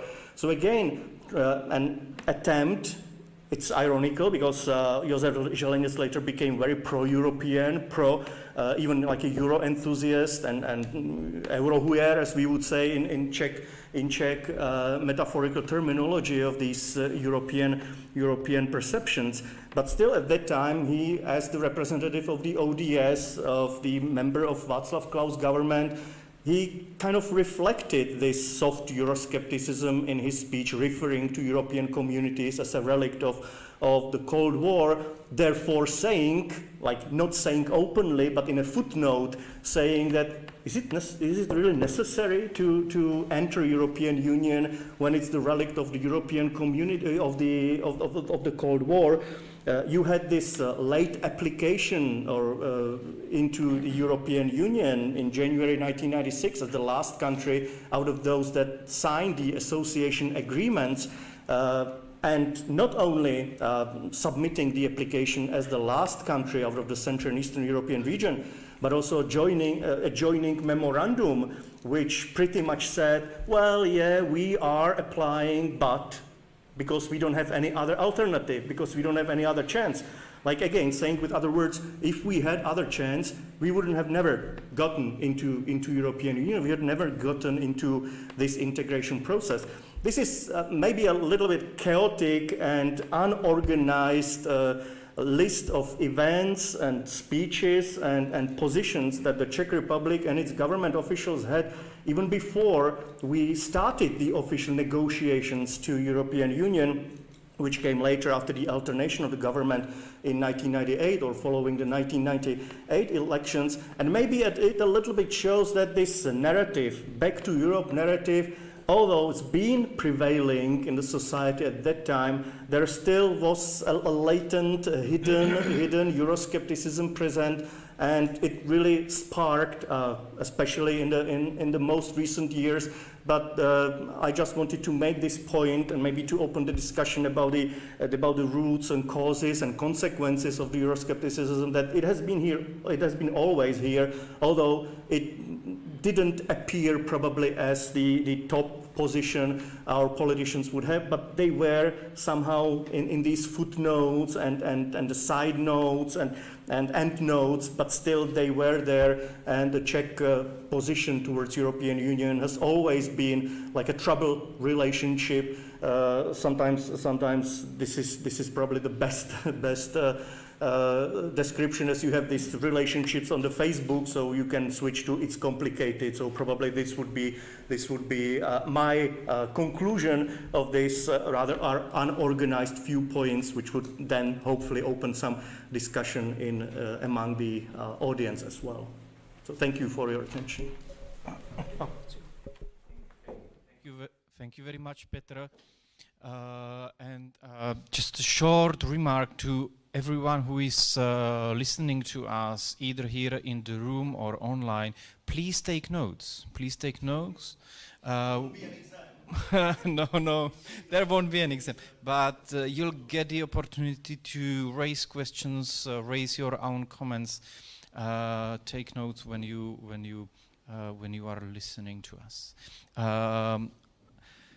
Last but not least, Adam, hope you don't mind speaking as the last one. It does not mean that Poland is less important. Poland is the biggest country of Central and Eastern Europe, has been a leader in the revolutions. So we will let you lead from behind. Go ahead, Adam. The floor is yours. Okay, thank you very much. So first of all, I would like to thank you for organizing this event and hosting us. In fact, if you have a look at the program, you will find 3 institutions from Poland besides Vis Europa. It's a Polish acronym, but it sounds very nice in English, WISE Europe. In fact, that's a leader. That's the leader of our project, and I'm senior fellow there. At the same time, I'm program director at the College of Eastern Europe, which is going to publish a special issue with our essays. And then we have the city of Gdańsk, and the College of Eastern Europe cooperates very closely with the city of Gdańsk, which in fact finances the Eastern Europe, our magazine. So if you can see this overlapping, and I'm representing 3 institutions, so a huge duty, a huge burden. But nevertheless, if you have a look again, you can see that we have university, a municipality, 2 think tanks, 2 foundations, so generally some kind of mix, that we are united in diversity, like the EU, and that's our 4th meeting. The first one took place in Gdańsk, in the European Center of Solidarity, then in Budapest, next in Berlin, and the final one is going to take place in February in Brussels, when we are going to present our special issue. And also we have already organized a student competition, and one of essays is going to be published, which is going to be published in the special issue, will be written by 2 students, one from Germany and one from Poland, respectively, who won this competition. Okay. So then let me say a few words, again, like a little bit like Petr. I will react to what has been already said in such a way that, of course, I'm not going to criticize you, but rather to use your interventions as a source of inspiration. So first of all, let's start. Okay, what is going on in our countries that we should put this question mark, a European success story, especially regarding Poland and even more Hungary, because definitely Viktor Orban is some kind of trend setter. And definitely my government is trying to catch up, that's for sure, unfortunately. And of course, we can say, and let's think a little bit about successes and failures. Let's talk about them a little bit. Definitely, Jacques has already mentioned Marx Brothers. I would say that again, maybe Monty Python's film Life of Brian, always look on the bright side of life. So always there is a double-edged sword. Definitely we failed, that was mentioned in the movie, regarding this dismantling of rule of law and democratic backslide, especially in Poland and Hungary. And we, in that case, of course, means also the EU. And we can say that that's a huge failure, but at the same time, in my opinion, frankly speaking, if we had not joined the EU, the situation, definitely, internal political situation would have been much worse in Poland and Hungary. That's also something that we should recognize and admit. That's my point. And of course, still there are some limits, this mechanism of conditionality and so on, that the EU, of course, is reacting too slowly and so on, but nevertheless there is some impact on both countries. Too weak, but still without this influence, some pressure from the EU institutions, EU member states, and especially EU courts and their verdicts. As I said, the situation would have been much worse in both countries. And of course, here there is a Polish proverb that, of course, when you can realize that you're really drunk, that if you are saying to everyone, no, no, no, I'm not drunk, and everyone is saying you are drunk, it means that you're really very drunk. And that's, I would say, to a certain degree, a Polish case right now, because we deny, no, no, everything is fine. Nothing wrong has happened. Okay, so the second point would be I ask myself, okay, so what is the biggest failure that we committed? And we have already raised this issue in Budapest with Ladislav also. He participated with me something like 2 weeks ago in this meeting. So definitely this failure, in my opinion, was that we didn't manage to overcome a strong ethnic nationalism in our countries. And right now I will, of course, we don't have a lot of time to discuss that, but I will oversimplify a little bit. In my opinion, there is a strong correlation between national populism and ethnic nationalism. I mean, this kind of nationalism that you imagine your nation as a very homogeneous, as in fact, you're not seeing its internal diversity, pluralism, and so on, and you are rejecting, or one way is to reject multicultural ideas, and you can find many examples in opinion poll surveys conducted in our countries of that trend, or you are rejecting more civic national identity, more inclusive, and which accepts the social reality that is based on diversity, internal diversity. And definitely, in my opinion, that's a problem which we can observe not only in the case of my country. Jacques mentioned, for example, Gazeta Wyborcza, a very important liberal journal, but also in other liberal media outlets, you can find, unfortunately, this kind of thinking that we are great guys, these guys from which are supportive of the ruling elite, these guys are really ugly, and sometimes, that, of course, we can say that from the quantitative point of view, qualitative point of view, xenophobia is much stronger among electorate and political and cultural elites which are affiliated to the government. That's for sure. But nevertheless, the problem is that you can observe this in a soft version, this kind of ethnic nationalism, and Andras mentioned, for example, that one of pillars of Orban's power is nationalism. Jacques mentioned also refugee crisis and xenophobia, Islamophobia, which erupted during the crisis in our countries. So you can find this kind of soft nationalism and also sometimes even unconscious way of thinking, which is based on this ethnic model. That you can find an interview with a Polish liberal young professor saying that there is a soul of nation which is changing. That, for example, political sympathies are defined genetically. I'm not joking, genetically. So I'm very worried when I can read or see something like that. Or, for instance, as you know, there is quite many scandals right now in the Polish Roman Catholic Church related to pedophilia, and there are some priests who are very critical of that and who are, let's put it that way, relatively liberal or from the center.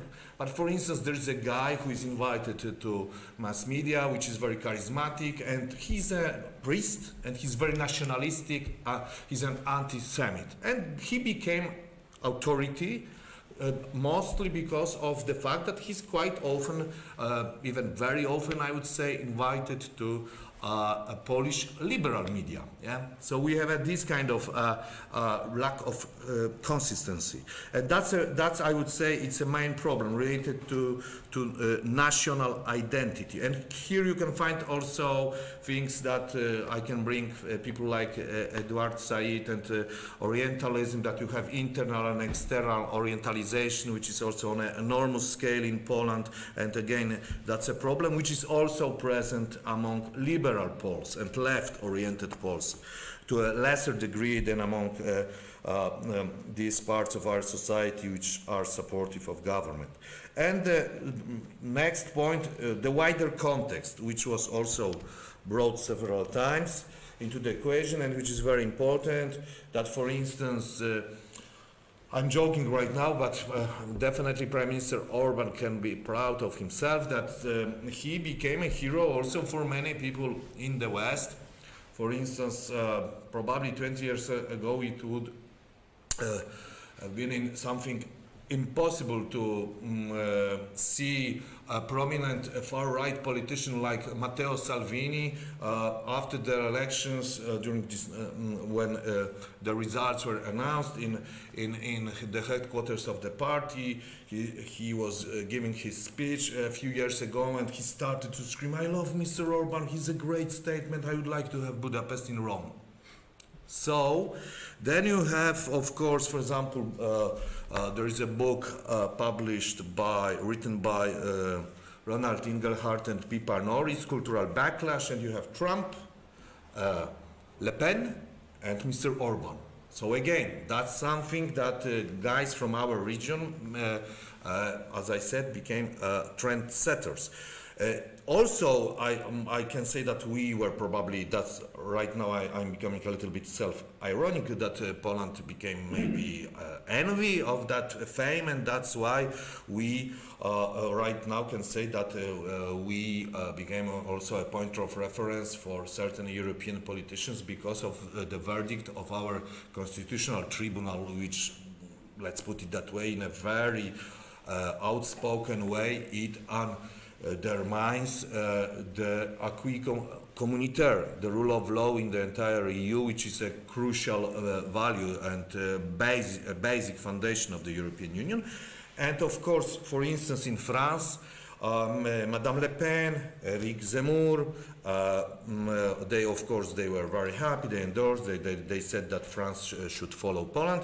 But what is really worrying, that also people like candidates of center-right, so-called traditional right, like Michel Barnier, like Xavier Bertrand, they said also, yeah, that's a very good idea, what did Polish Constitutional Tribunal. And I'm really worried, frankly speaking, that we can hear this kind of statements from European politicians, which are not in theory far right. And by the way, again, that's a problem that situation in France is also, that's a huge challenge for us, because we'll have a presidential elections, and then 1 month later parliamentary elections, and in that case, of course, that's an issue of some kind of snowballs effect. And right now, Eric Zemmour, who has not announced yet that he is going to run. He enjoys, in the opinion polls in the second round, support of almost 45% of French electorates. It's something really, really worrying, yeah, unfortunately. So I wanted only to show that there is a wider context, and when I was in Budapest two weeks ago, of course, sitting in a hotel, I was watching a little bit TV. There was a Russia 24, Russia 24, which is a Russian, of course, state CNN, and there was a Valdai club, and again, Ivan Krastev was mentioned has been already mentioned by Ladislav, and he was there sitting and giving interview to Fyodor Lukyanov, saying that we have similar problems, but mostly criticizing the EU. And of course, I swore, I have to admit that, and I was shocked, and I realized that the problem is that, yes, I don't have nothing against to criticize ourselves, but let's be honest and let's compare ourselves to many countries in the world, and at the end of the day, despite many our failures, problems and so on, definitely we should admit that for me personally, the EU is still the best place to live. That's my position. And probably the last point, lessons for us from these two events, 89 and 2004. The first lesson is especially for Poland and Hungary that, of course, 89 was a sort of a compromise between this part of a communist elite which reluctantly accepted the situation, and they were ready to share power with part of democratic opposition. Right now, I don't see something like that in Poland on the side of the government. That's the main problem, because you can hear quite often from some liberal experts, scholars saying, okay, we should show more empathy, we should engage with these people, we should talk with them definitely, but without genuine interest in some kind of change of the current internal situation, I think that this kind of compromise is in fact a wishful thinking. And then the same that what happened between 89 and 2004 in our countries was that there was a wide, really, in case of Poland definitely, a wide consensus of different powers regarding Euro-Atlantic integration, the membership in the NATO and in the European Union. Right now, unfortunately, we don't have this kind of consensus, but the idea of the accession to the Eurozone, in my opinion, can in the future serve as this kind of platform that can unite a majority of Poles, but nevertheless, again, here in that case, the crucial thing is to encourage people and convince them that it's something strategic and positive for the country. And that's my second point regarding 2004, that we need again to re-establish some kind of basic consensus in Poland. Thank you very much. Thank you very much, Adam. We will now make a round of reactions to each others, and then we will open up the discussion with public.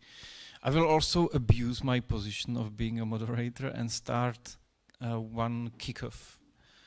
I'm not sure that nationalism is the biggest problem in Europe now. I'm referring back to what Professor Rupnik said, that it's perfectly possible to imagine national identity as being nested within a European one, and not to perceive European Union as a threat to national identity. It's fairly possible to perceive the European Union as a vehicle for national greatness. But probably it's easier for the old member states to see European Union this way than for us, those who joined rather than created the European communities. Even though recently it's probably becoming more difficult for the old member states to imagine themselves, the European as vehicle for national greatness because of the enlargement. That's probably the other story. It's maybe the other side of the coin, that that our joining the EU probably contributed to Euroscepticism in countries like France, which while being nationalist and even pro-Europeans like Macron, from my perspective, are more or less nationalist, are wavering. So I will open up the discussion here. We have heard contributions regarding the impact of the EU, whether we should have joined earlier or not. We have heard discussions on institutions. We have also heard discussions on the impact of personalities and maybe even psychological problems of individual leaders and or psychological traits, to be more politically correct. We have heard contributions on Euroscepticism, how to deal with it, what are the sources of Euroscepticism. Give the floor to you. Who wants to start with reacting to each other? Just breathe. Thank you. I will react maybe on some of your kick-off inputs. We discuss a lot the Czech Republic, we discuss a lot the Central Europe, not as much European Union. And maybe I have to stress that usually we are talking about the crisis of our domestic politics, we are talking about the crisis in the Central European politics, the values we follow and so on, the results, but maybe we should discuss also the crisis in the European Union. It was mentioned that there was an attempt to reorganize the European Union, the attempt to create some constitutional framework of European Union failed. And we got the Lisbon Treaty. I could perfectly live with the Lisbon Treaty because I didn't read it as a whole. It is impossible to read all the documents. Nevertheless, I would say that, and many scholars are stressing that when we are talking about the set of crises we are living in, we are talking about triple crisis and quadruple crisis, the fiscal and financial and economic crisis after 2008, definitely, and it was also repeatedly mentioned, the so-called or the real migration crisis after 2015. But we have to talk also about the specific crisis of European project. I would like to stress a few issues. Talking about Visegrad 4, one of the priorities of Visegrad 4, and I observe this priority as very positive, is the support of further EU enlargement. Okay, between 2007 and 2021 we have one example, and that's Croatia, but maybe it is not enough. Maybe it is not enough, and for me as a political scientist, but also for me as a citizen and European, it is not very trustworthy process when we are talking about further EU enlargement. So the issue of Northern Macedonia has to be stressed, the issue of Montenegro maybe, etc., etc. So I would say that here much more might be done from Brussels, to use this very common label, negatively used label regarding the European Union. Second issue, I would say what we really miss, and maybe this is also the problem of perception, also the problem of discourse. What we really miss is the visible success of Eastern Europe, or the new EU member states within the Europe. The issue that would be raised by new member states, accepted by the European institution, and continually presented as the issue that was given to the agenda by the East European countries. I would say that this is something that we really miss. We miss the success. Maybe this is only misperception. I have to stress that we were very successful talking about the new EU member states, repeatedly talking about the EU budget. And in the literature, we could already find the notion about the Friends of Cohesion coalition within the European Union, by the way, supplemented by South European nations such as Greece or Portugal. Maybe we are very successful in many other issues, but these are not discussed. Neither in our domestic discourse nor in the European discourse, in my opinion. And of course, then we could observe this very, I would say, one-dimensional criticism against the Visegrad 4 or against the so-called new EU member states that are very visible in some Western media. If you are going into the detail, the Economist stressing this big bad Visegrad, or the Frankfurter Allgemeine Zeitung repeatedly presenting the Visegrad 4 as a troublemaker group, and so on.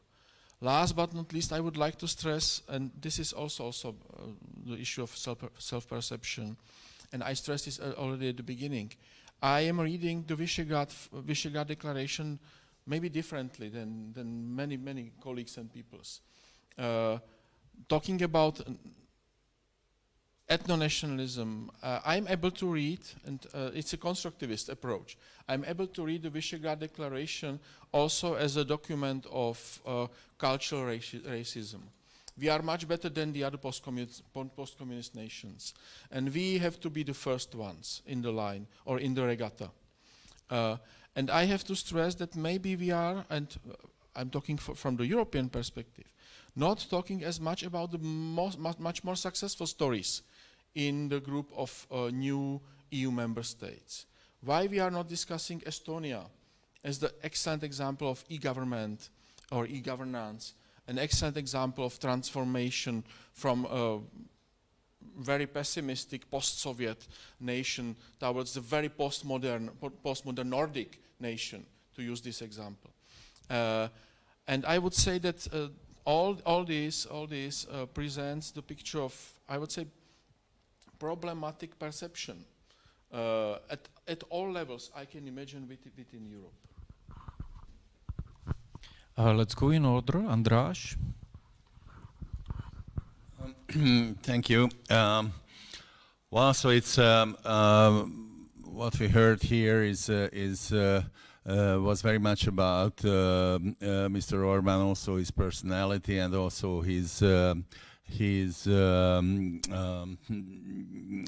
position in Europe or global politics. I think it's very important to mention that earlier I said that there was nationalism in the post-89 Hungarian politics. It comes also from the fact that before the first free elections in Hungary, in Romania, in a place called Târgu Mureș, or in Hungarian Marosvásárhely, there was an anti-Hungarian riot, and people were killed, and there was a possibility to get something like in Bosnia or in other parts of the former Yugoslavia, and it was initiated by the remnants of the communist era secret service, the Securitate, in many ways, and it had impact in Hungary. The impact in Hungary was that in '89 there were two main oppositional parties. One was the liberal one, which was called, the abbreviation was SDS, and one was the other one, which was on the conservative side, and it was MDF. And though SDS was on the rise, on the more nationalistic or the more conservative, MDF won the first elections, which I won't consider to be a very good result or whatever. Second issue is so it's nationalism is always an issue in Hungary, which is considered that had at least like two great traumas in the 20th century. One is called in Hungarian after the Palais of Trianon in 1920, when Hungary lost most of its territories, and the other one was the Hungarian Holocaust, when more than 500,000 Hungarians were burnt in Auschwitz and elsewhere. So these are two very, very important things, I guess, and Orbán used it. Actually, he developed into it. He figured out that nationalism is a tool. He figured out that nationalism is a tool he can use. Then later on, he figured out that that hate-mongering is a tool what he can use, and he used it in 2015 when there was the migrant crisis, and the state television and all the media outlets which are controlled by his government, and these are the most of the Hungarian media, I should say, unfortunately. So they were very much into the hate mongering. I can tell something else. There is someone whom he likes to refer as Gyuri Bácsi, which means like Uncle George or something like this. This is Mr. Soros, or Soros in international pronunciation, from New York, and how he used his figure. This was really like a sort of a Goebbelsian media strategy, and how he used it. It was very similar to the famous German film directed by Veit Harlan, and was the pet film of Joseph Goebbels, the Jude Süß. So I think that he was very much into hate mongering. And I think that this was bad. I think in Europe the only person who could have stopped Mr. Orbán, it was Chancellor Merkel, but she didn't do that.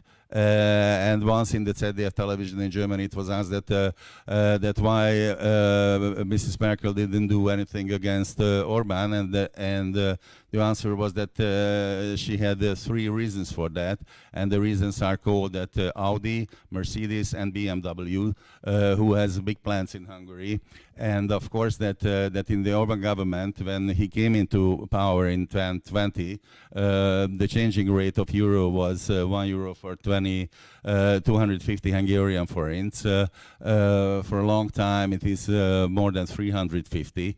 And of course, for the German car manufacturers, it is very fruitful to have much cheaper labor in Hungary than in Germany or elsewhere.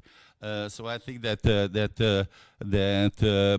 this is sort of really important. And listening to Adam, when he said that Poland and Hungary are going in a sort of a similar parallel way, which is very unfortunate. Last year I read a book, and that was so good, a little bit of nostalgic. It was about a Hungarian historian wrote it. It was the Polish-Hungarian relations in the oppositional relations in the 1970s and the 80s, and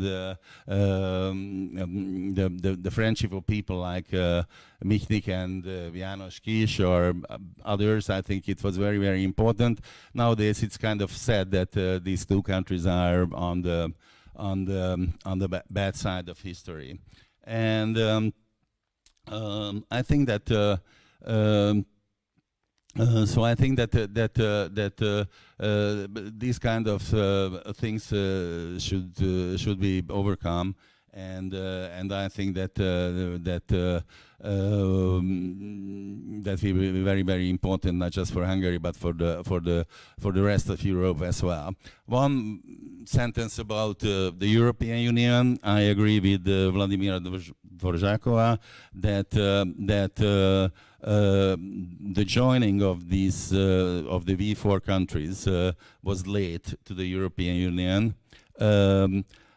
I myself wrote a sort of a foreign affairs plan in '89, and there the first thing was to join the North Atlantic Treaty, and I think it works. And being a conflict journalist in the 90s in the Balkans, I figured out that that in the war over there, the Serbian paramilitaries in Bosnia and in Croatia and elsewhere, they feared only one thing, and it was the army of the United States. And they just laughed at the European politicians like Carl Bildt or Paddy Ashdown or Lord Carrington, who tried to make peace in that part of the world. I remember seeing Bill Clinton coming to an airbase in southern Hungary when there were American troops employed in Bosnia and in Croatia, and I think that it was kind of important. So really, I think that there's a problem with the European Union, which means that the European Union is rich, and on the other side, the European Union is weak. And that's a sort of a problem. And I think that still think that the Atlantic relations should be strengthened.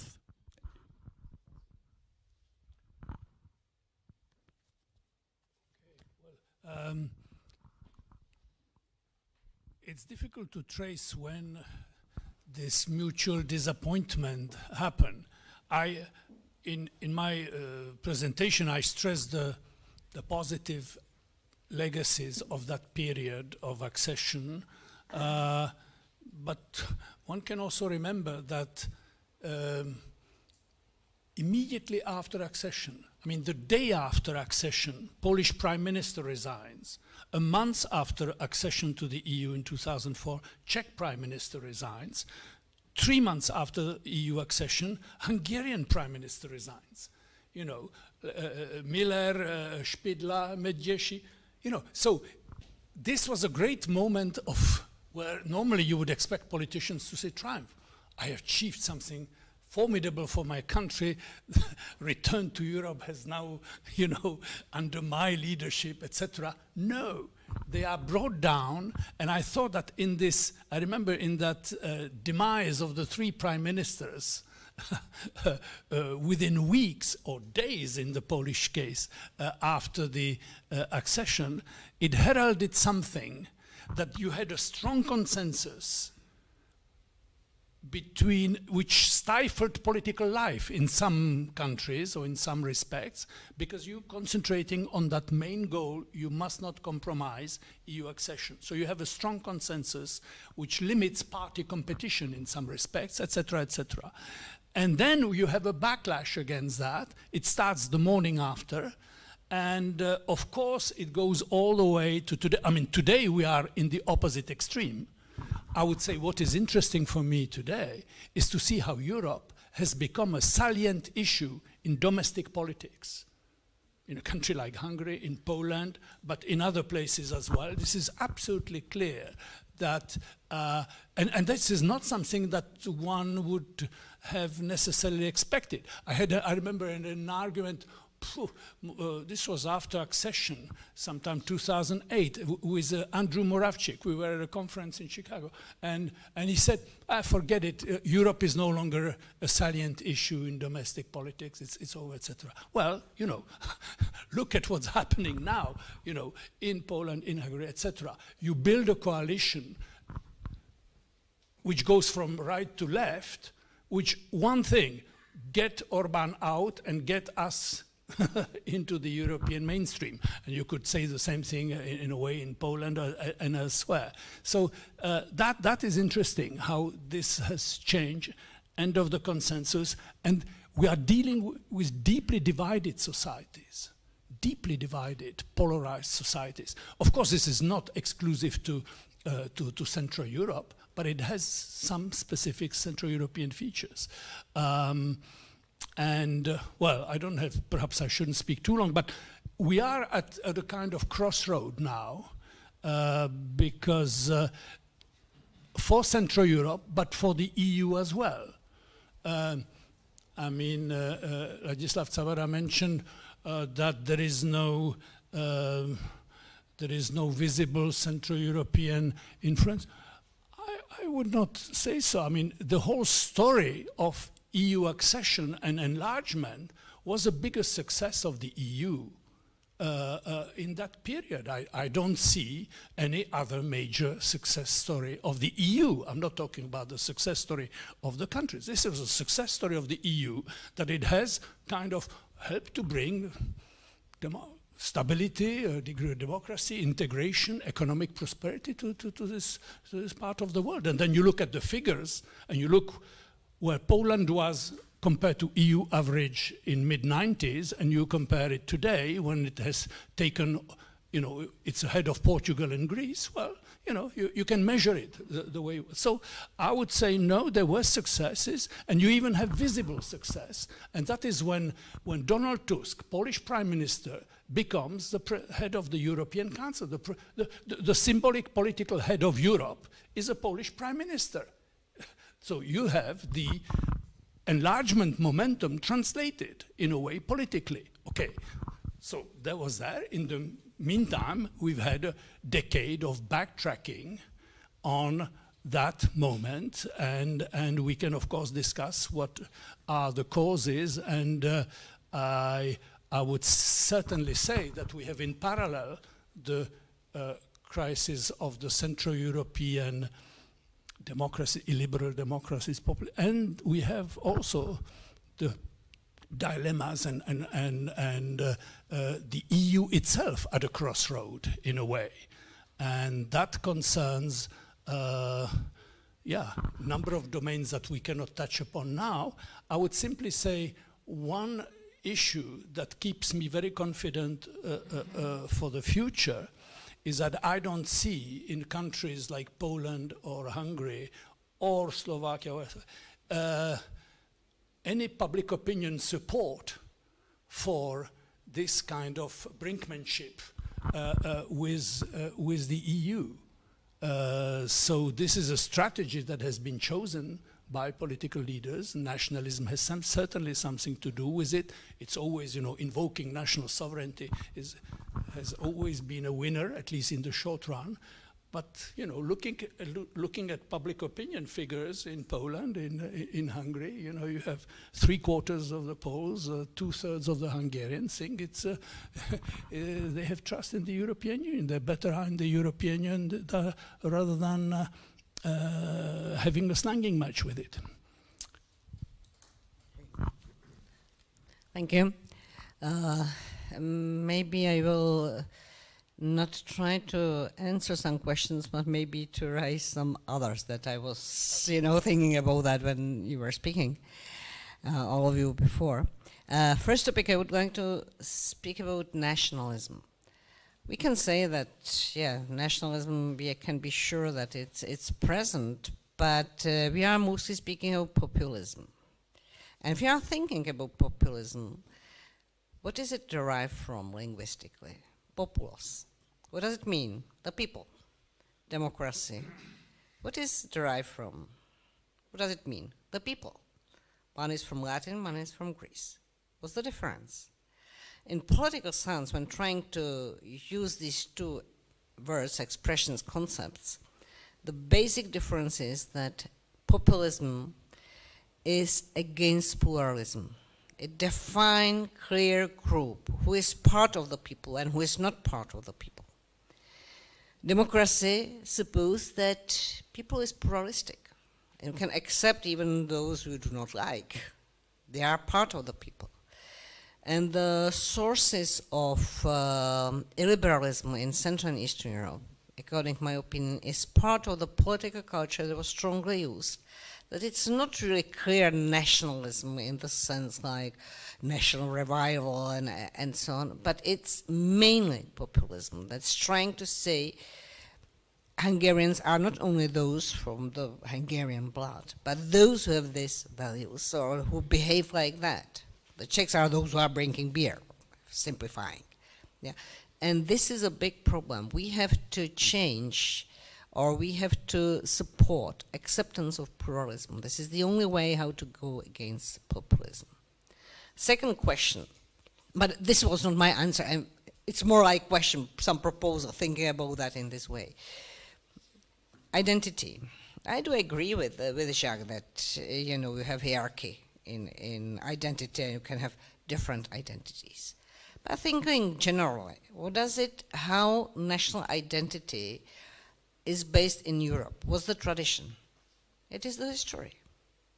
You have the history. You need to have a very great history. You need to go through big battles. You will remember, even if you are losing them, yeah, in the nation. You have dark times. You have treasons. Everything. This is a narrative of all the European states. In fact, what's the identity of European Union? It cannot be history. You know, if you will write a history of Europe without battles and conflicts and animosity, you will not be able to write the history. In the United States, for a long time, I'm not sure whether it's true now, it was like the Constitution. It was very clear, it was rather short. With the Bill of Rights, it was like very well accepted. What's the basic identity of Europe? You know, in Europe, in Central Europe, even those who are for Europe are speaking about advantages, economic results, economic support, but not answering the why I have to be identified with Europe. We need to speak more about the values, maybe to speak more about culture. It was done a lot of things. Erasmus is a great thing, yeah, for this. But still, we are not sure on what European identity is based. And third one, and it depends with the previous, is a question that we are saying we are Euro-Atlantic, NATO and EU.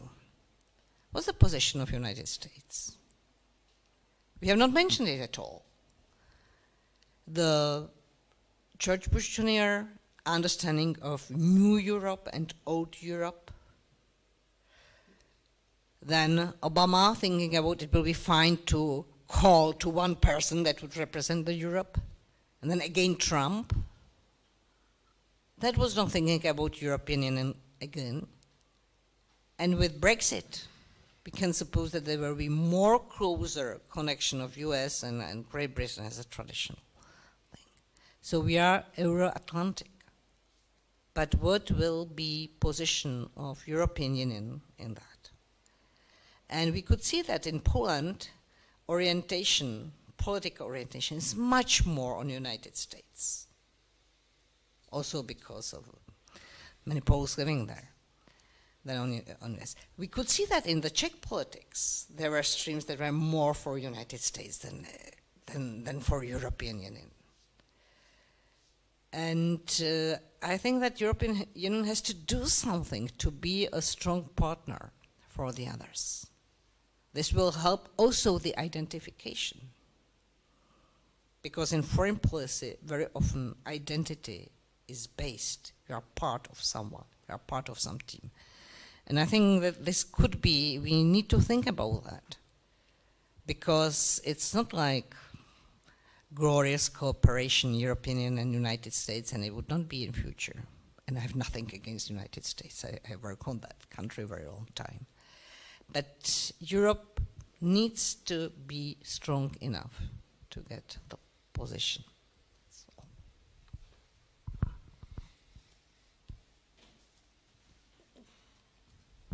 Okay, we have something like 8 minutes, so I'm going to be as brief as possible to also give a chance Peter to say something very briefly. So first of all, regarding nationalism, national identities, my point was not that there is a priori contradiction between national identity and affiliation to the European Union, the idea of Europe. My point was that we have a variety, a wide scope of various forms of national identities, from some kind of ideal types, Poles, one of them, more ethnic, and the other one civic. And in my opinion, this ethnic one is, there are also some, of course, publications on that scientific, is more exposed to or more creates more favorable conditions for the development of populism.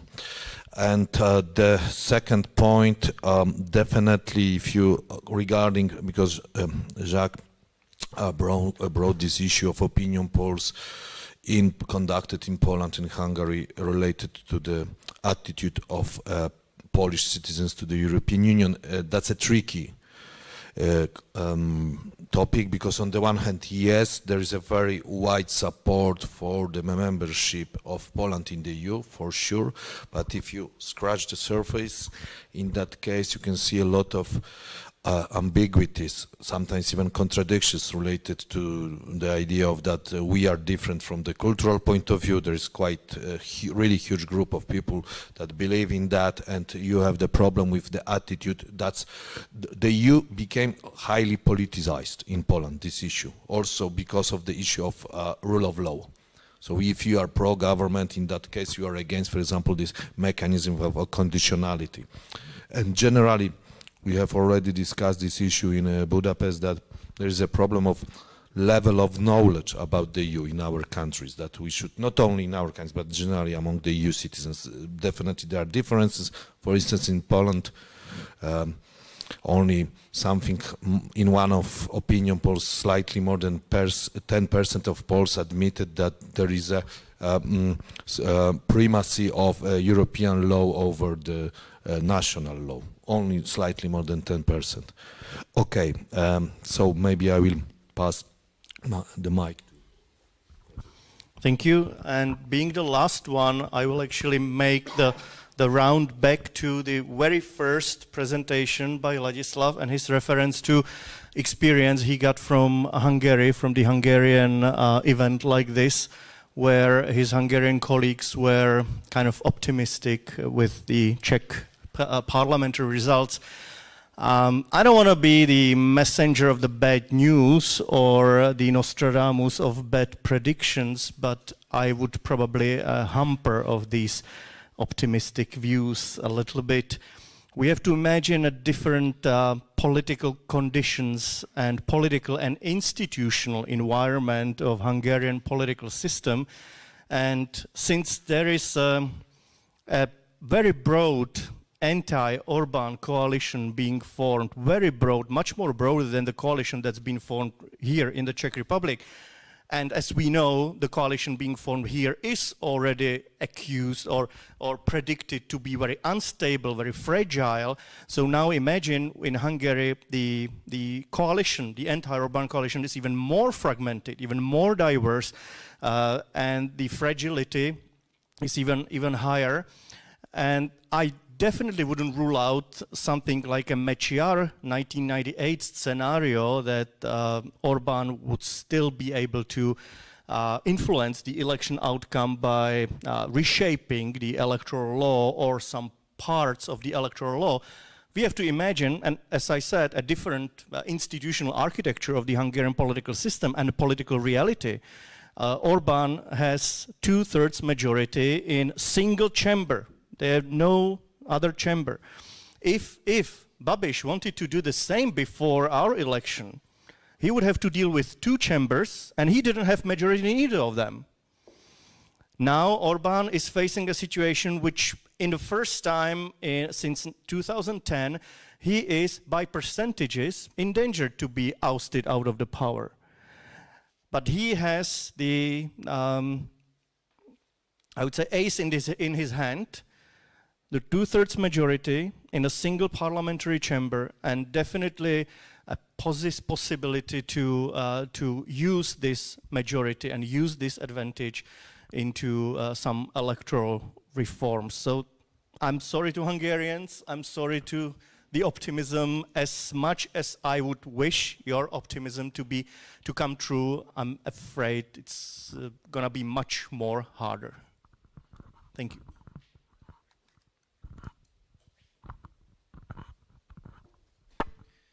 Thank you very much, and I would apologize for the audience for the slight delay.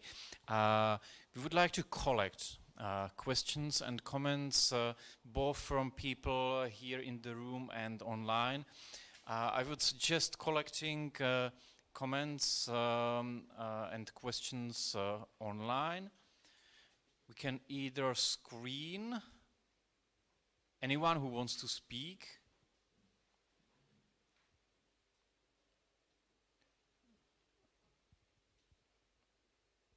Okay, we have Mrs. Jindřichová, if you can hear me. Jindřichovská, sorry. Yes, I can hear you, sorry. And sorry for the delay. Finally, the floor is yours.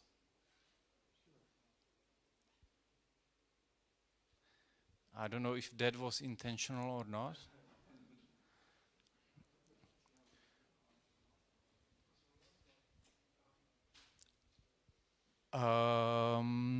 Anyone else would like to share his thoughts or criticism of what has been already said by our panelists?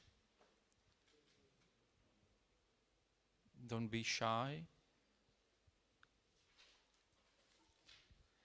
You can still think about it.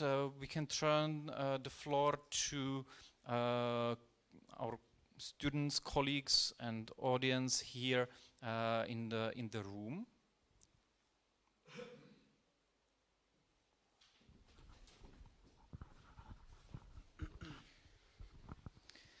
Hello, my name is Javohir Munzim.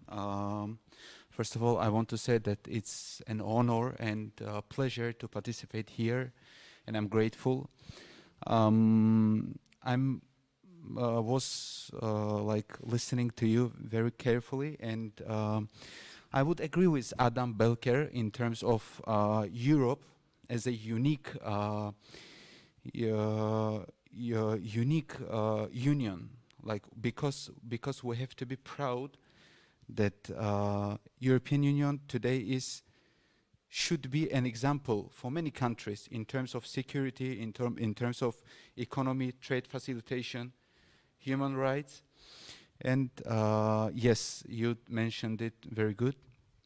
And I have one question, if you let me ask you, Ms. Vladimira Dvořáková.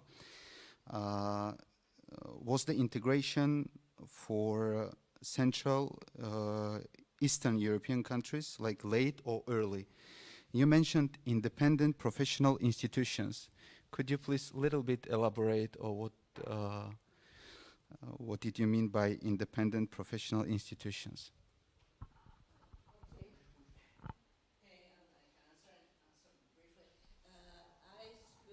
Independent and professional oversight institutions. That means the institutions that have a mechanism of control. It can be a supreme auditor, for instance. It's very, very important. And in the Czech Republic, the supreme auditor cannot control regional governments, and cannot control the big cities. It means Prague. Yeah, and the political party. But parties, okay, but big cities and regions like Prague is not under the control of Supreme Auditor in the Czech Republic. And there were attempts since 2011 to change the constitution to give the right. And for the last moment, it was refused this summer by Senate, that is controlled by the opposition. After it was passed through the House, Senate again refused that to give the power to Supreme Auditor to control that. One of the biggest measures against corruption that could happen. So that's why I'm really afraid. And we can speak about the institution that has to control the economic competition, that a lot of scandals being, decisions that are not transparent, again, the leadership that was more or less negotiating with the partners without giving the information. And we are going from one institution like that to another. You can find that either they are collaborating with those who have data control, or they are inefficient, or doing nothing, or not. There are not legal possibilities for them to really do the control, because their powers are limited in some sense. So this is a big problem, and when analyzing the problem of all Central and Eastern Europe in many countries, and you can find that. Yeah, it's really important, and there is a lot of literature on that. Can we make second attempt with the questions from the audience? Do we have the speaker online or not? I saw her face online on the computer, but she's no longer online anymore. So, okay, hello. You're online, so you can start speaking. You need to turn on your microphone. Yeah, I'm sorry. It was probably a mistake of my computer. My question before was on the current situation. Whether what do the speakers, Mr. Savada and Mrs. Božáková, think about current situation, medical situation, which is impacting on the political situation as well, not only on the status, not only on political parties. What do you think about the future of V4 after the COVID? You know, after the COVID, do you have any strong opinion? Where should the countries go, and what should the political nomenclature do about this situation? How should they be involved to combat this situation? Thank you very much.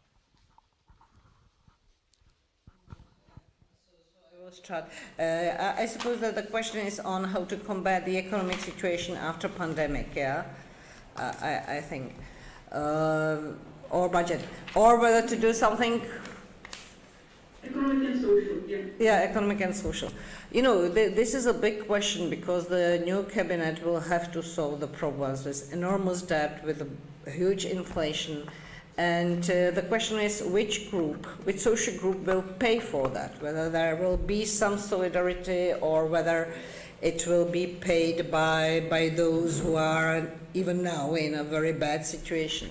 So this is quite important and can really open the space for another type of populism and anything like that could happen. So it's very important to try to find consensus and not to think only about cutting, because cutting very often have the impact on the lowest social groups, but also to think about the income. What will be, how the money will get into the budget.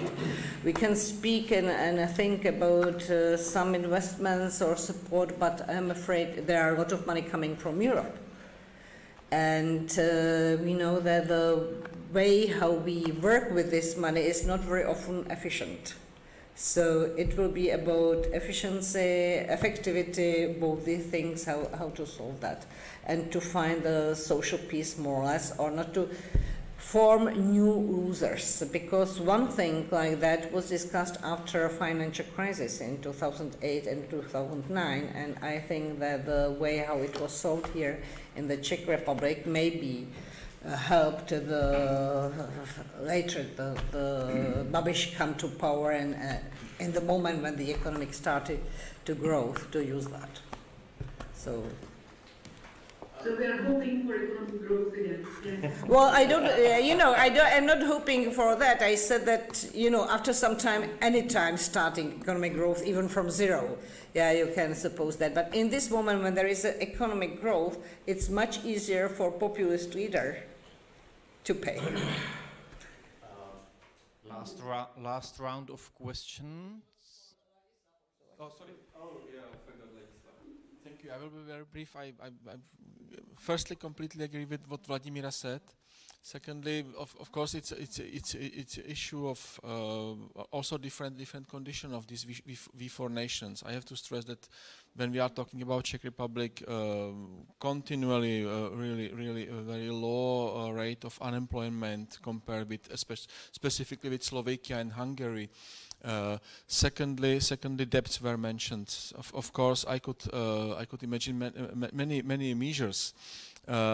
There might be no Keynesian, there might be also neoliberal, there might be different. It depends also on the I would say ideological composition of the government, and I would say there will be some mixture of neoliberal and social conservative approach within this government. So I would say some Bavarian style of politics. but without sources it is rather difficult. So I just cannot imagine that in 1-2 years we will not face the higher taxes in Czech Republic. Should it be direct or indirect taxes? I don't know now, but I just cannot imagine the situation that we will not have higher taxes not only in Czech Republic in the next period. We are gradually running out of time. Unless there are no additional questions from the audience. Yeah, I wanted to go one line to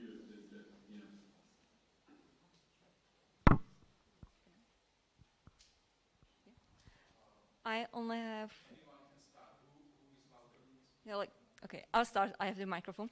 So we were talking, like Mr. Sabata was talking about that, like we are one Europe, and we are like the European Union has like the idea of like being like one together, like to make, like really like to like make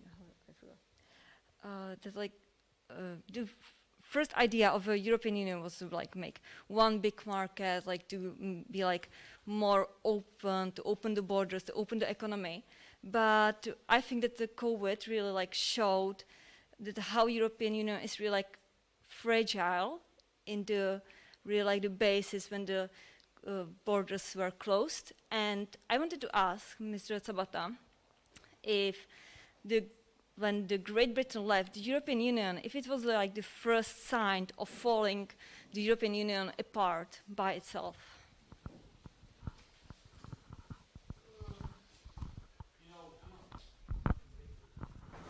Very quickly, firstly, I do not agree with you that the European integration started with economic cooperation. If you go into the detail, in my opinion, and I am very idealistic in that way, it started as a discussion about the shared values. Jacques Rupnik mentioned that we don't have politicians that stress European Union positively, but we have had intellectuals that stressed. For example, the Pan-European movement. But these people are almost forgotten yet, like Rudolf Kučera and these people, Bohumil Doležal and others. And I would say it's like in marriage. When you marry a guy or wife, you might face some economic troubles, but this must not be the reason why to divorce. And this is something that is really important for the European integration. I would say the good combination or good and working mixture of economic issues that are shared. And I have to stress, we are now discussing the inflation in Czech Republic about 7-8%. Maybe should the Czech Republic join the euro? Many years ago, we would not face such problematic fiscal crisis yet. But it is also about some social cohesion, and these are proposals of many colleagues in social sciences. If you look into the debate in economics, in sociology, in politics, the focus on social cohesion is very strong regarding the European Union yet. And secondly, it is also the question of political cohesion. So I would say what would be the sign?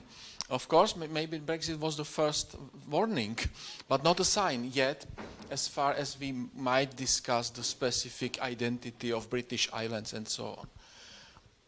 Maybe the victory of very important anti-European actor in some of the most important EU member states.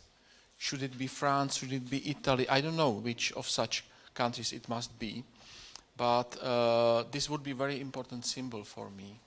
But I really hope that it will not happen in next few years. Even won by such Eurosceptics like Le Pen would not lead to the dissolution of Europe. The only question is what kind of Europe. I would just like to thank you all once more for coming here and for participating, and I thank you to Vit for moderating this event and arranging this event. I would also, I'm not going to give you a summary of all the interesting points that were made, but just mention one thing though, because a lot to think about regarding the relationship between development of democracy, development of integration, and also a few of the paradoxes here. It was mentioned before that success is, of course, a question of from whose perspective. Enlargement as success from the perspective of the European Union, also a success from the perspective of a Visegrad group. On the other hand, the Visegrad countries repeatedly delivering the message that we are the good example of enlargement and promoting other enlargements as based on this. Question is if the latest development kind of undermine this self-picture, this imagine or perception of the country self.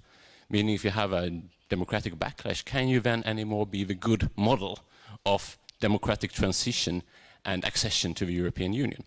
I want to say something different though, because we need to finish, and it's because we have a very busy program here today. In half an hour, we have another event beginning. We have presentations linked to our Center for Security Studies here and our journal, SEGIS. And we have presentations of our new postdocs, I should say. They will introduce us to their research. It's on the larger topic of European security and beyond. And that seminar discussion begins at 3:45 in this very room. So if anyone would like to stay here longer and listen to our postdocs introducing us to their research, you're more than welcome to stay on here. Thank you very much.